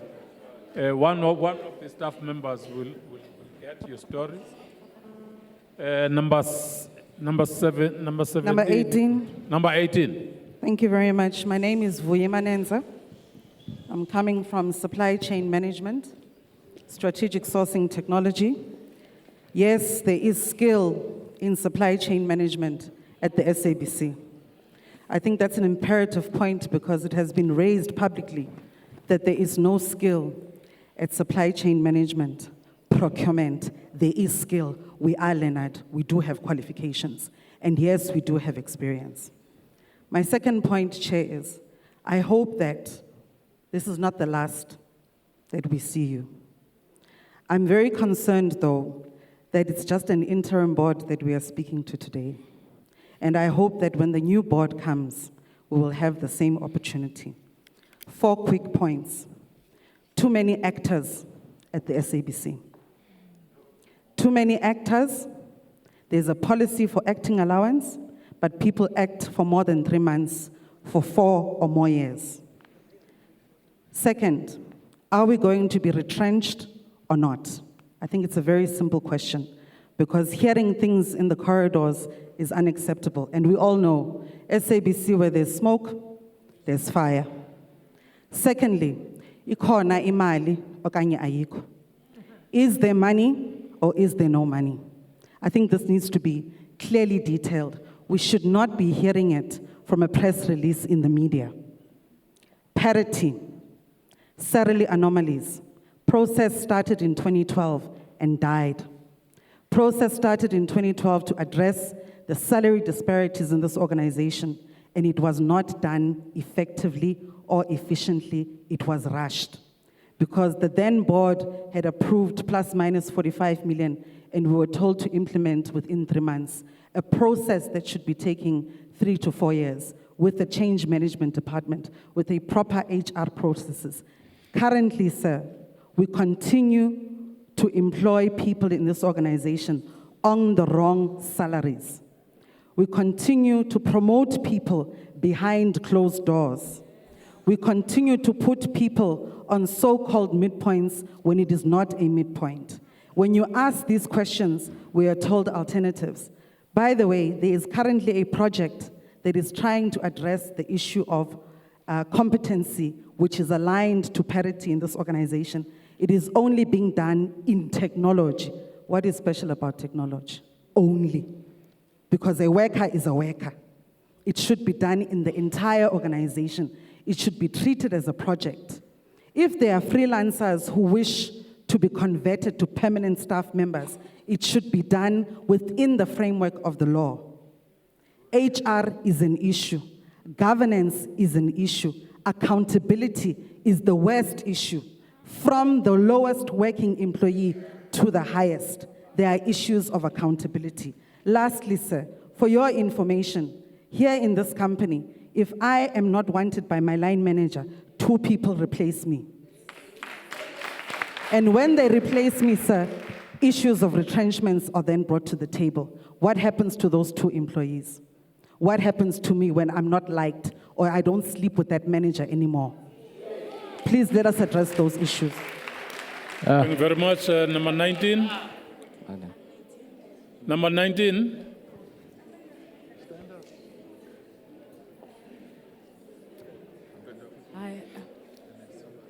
Hi, my name is Guguletu Khadebe. I'd like to, 2 things, please. Firstly, I'd like to request an email address where some who cannot speak can send their concerns, because there's more that we can say than what can be said in 2 minutes. Secondly, I belong to the middle managers. We are the stepchildren at the SABC. Bargaining unit is dealt with. They get the hearing of the management. Senior management have got a bargaining tool. But middle managers, nobody, they say that they stand for us, but they don't. So we'd like an opportunity as middle managers to meet with you, please. Thank you. Number 20. You are number 20. Let him talk. Honorable members, I greet you all. I hope no one is going to say order, honorable member. We know all that apartheid was bad, but black on black oppression, it's serious. We've got black on black oppression here. Last year, I raised an issue with executive management because in news, we've got people who last year were working 8 hours and were getting paid 8 hours. Last year, they changed that to 7 hours. That affected their salary. And executive management said they didn't approve that. That is inhuman. But till today, these people are still earning on that 7-hour contract, which is cut their salaries. I don't know if that is law to cut salaries for someone like that. Secondly, I'm an activist. My colleague here said that we are a central committee. I'm an activist. I know talking here, I've got a gun on my head. But the issue is, they say that I've got attitude. No, I'm no attitude, I'm an activist. I'm standing here, 6 months, freelancers who came here 6 months ago, they've got contracts. They signed those contracts 2 weeks back. I'm standing here, 9 years in this company, I don't have a contract. That is black on black oppression and victimization of people who talk. So we cannot let this just, I know our acting COO is working on this, is fixing our issue. But I said, let me talk to honorable members to know that there's black on black oppression here. When you talk, you're being victimized. So we need to stop that black on black oppression, and people must be treated good. Thank you. Ninganikezelani ngomboko apho without being identified. Number 20 is here in front. Can you bring that mic? Is there any mic at the back there? Can that? Is it your mic? Yes. Because nobody else is going to speak now. We counted 20 and we ended up with 23 people. Is there any burning issue? Yes, it is. That's the only burning issue after number 20. Number 20 will be followed by 21, and that will be the last one. And please, don't repeat izinto ebezikhulunyiwe la. Number 20. Mr. Chair, thank you for the opportunity. My name is Alette. I work for Focus, Current Affairs TV. I returned to the SABC 20 months ago after an absence of 18 years in the private sector, and it was like moving back in time. The technology or the lack of technology in this place is shocking. In TV Current Affairs, we're still working on tapes, a combination of digital and tapes. That happens nowhere else. It makes it very difficult to do our jobs and to make deadlines. It takes you 3 times as long to do a product as it should. There's also a problem, for example, where news is on Microsoft and we in programming, Current Affairs, we work on Apple. And if we want to give, for example, a story to news as well from our programs, it's a mission because you work on different systems. The systems don't talk to each other. I cannot understand, because for the past 18 years, I've worked with different systems that are more time efficient, more modern. The other thing is what I don't understand is the staff issue, because, for example, in Current Affairs, there are about 7 or 8 cameramen available to all the Current Affairs programs. We've been told we can only have 1 cameraman per program per week. How are we supposed to shoot our inserts and do our programs if we don't have enough cameramen? I would also like to say that there's a lot of knowledge, know-how, experience, and talent in this company. The 20 months that I've been here, I've worked with people. I'll go anywhere with them. They do a fantastic job. But I often find that a lot of them are still freelancers. When I ask questions why some people are freelancers, they say it's because of positions that were frozen in the past. So these are crucial positions. And now we're here with contracts that's got to be renewed. Some are not going to be renewed. We're worried about losing crucial staff. There's a lot more I can say. Finally, I just want to say also that I take my hat off to my colleagues for the work that is being done here in this company under very difficult circumstances. Communication is a huge problem as well. Yesterday was the 29th. I got a new directive about our contracts that is supposed to kick in on Saturday. Mine are done, what now? If you can't redo it, you would be breaking the law. So I don't know, there are lots of questions, lots of issues, and I think if we want to get to the real problem, maybe we should say like they did with the Watergate investigation, follow the money. Okay. Thank you. Thank you very much. Number 21. Hi, I'm from News.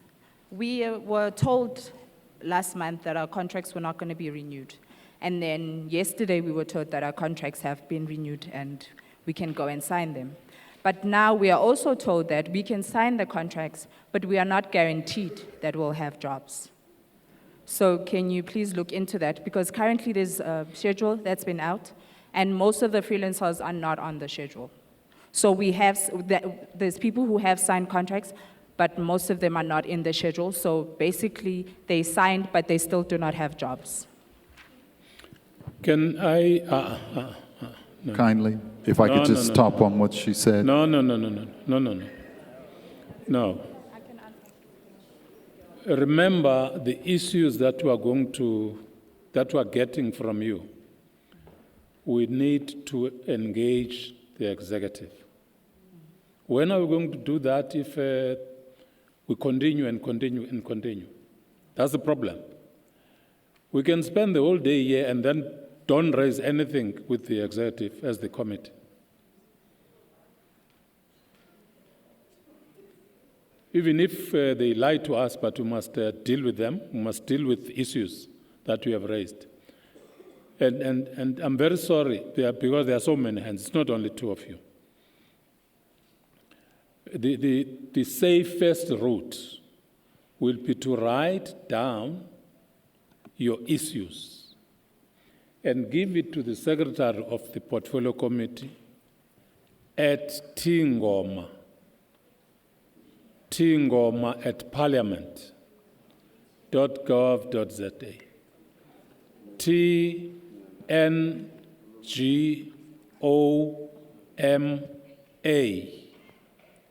at parliament.gov.za. I think that's the best because there are 20 more hands, and I don't think we can proceed in that fashion. I'm very sorry about that. And Ngoma is sitting there with spectacles and a laptop. Maybe what we are going to do now, because if I allow you, I'll have to allow the 19 other people. So I won't do that. There is Tembe Ngosengop. What we're going to do now, unfortunately for those who still want to speak, we are going to get all the issues that you raised from the staff. And the agreement is that they must package it according to the areas that we have raised. So that when we meet management, areas that are related to human resource, we deal with all of them. Areas that are related to finance, we deal with all that. So allow us that time to do that work, to go to the executive, together with the board, and raise those issues. Remember, the executive cannot respond on all those issues immediately.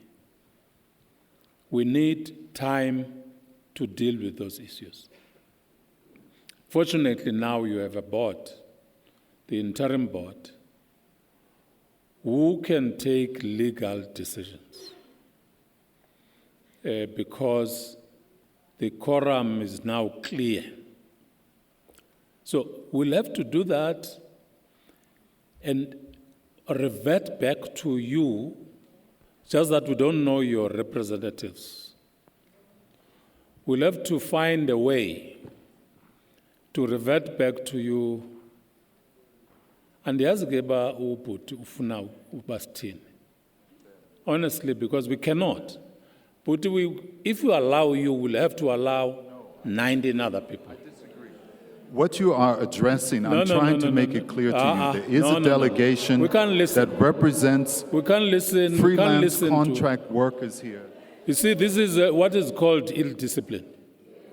And we are supposed to lead by example. If you want management to do, because you spoke, if you want management to do what you have raised, lead by example. Because if discipline is lacking in this meeting, how are we going to have strength to raise your issues? Because you spoke, you did speak. And I'm saying maybe let's do that. Let's take all these matters, come back to you. We'll give you a time frame for us to come back on the issues. It won't be everything, because you have a new board, you must deal with issues with the new board.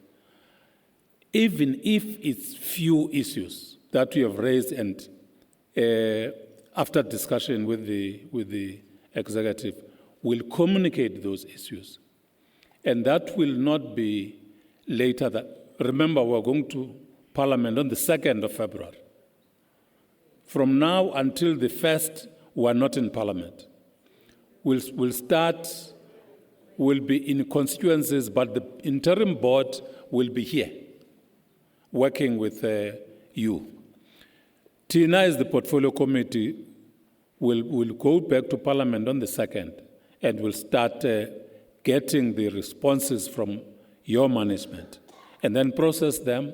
By the end of May, June, we'll be reporting on what they agreed to do in correcting some of the problems that we are raising. So we're giving you up to June to come with a concrete report on the issues that we are going to discuss with management. You have an interim board now. It's unlike the situation of December, or even before December. So the interim board will be very close to what we have been discussing here today. So we'll leave it there, members.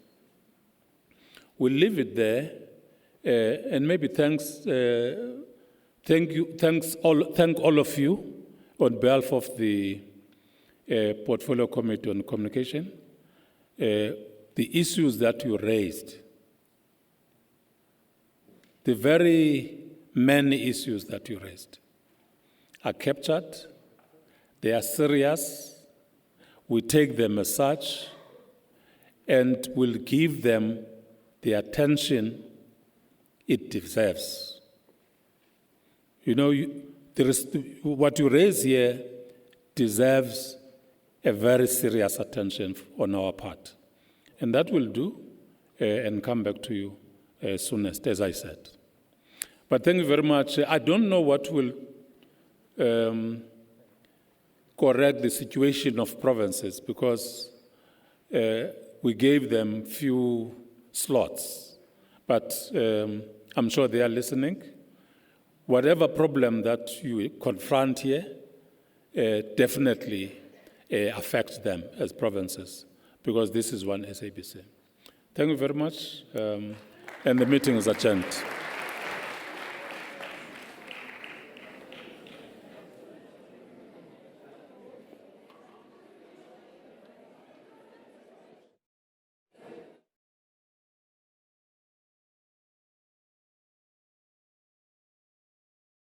The African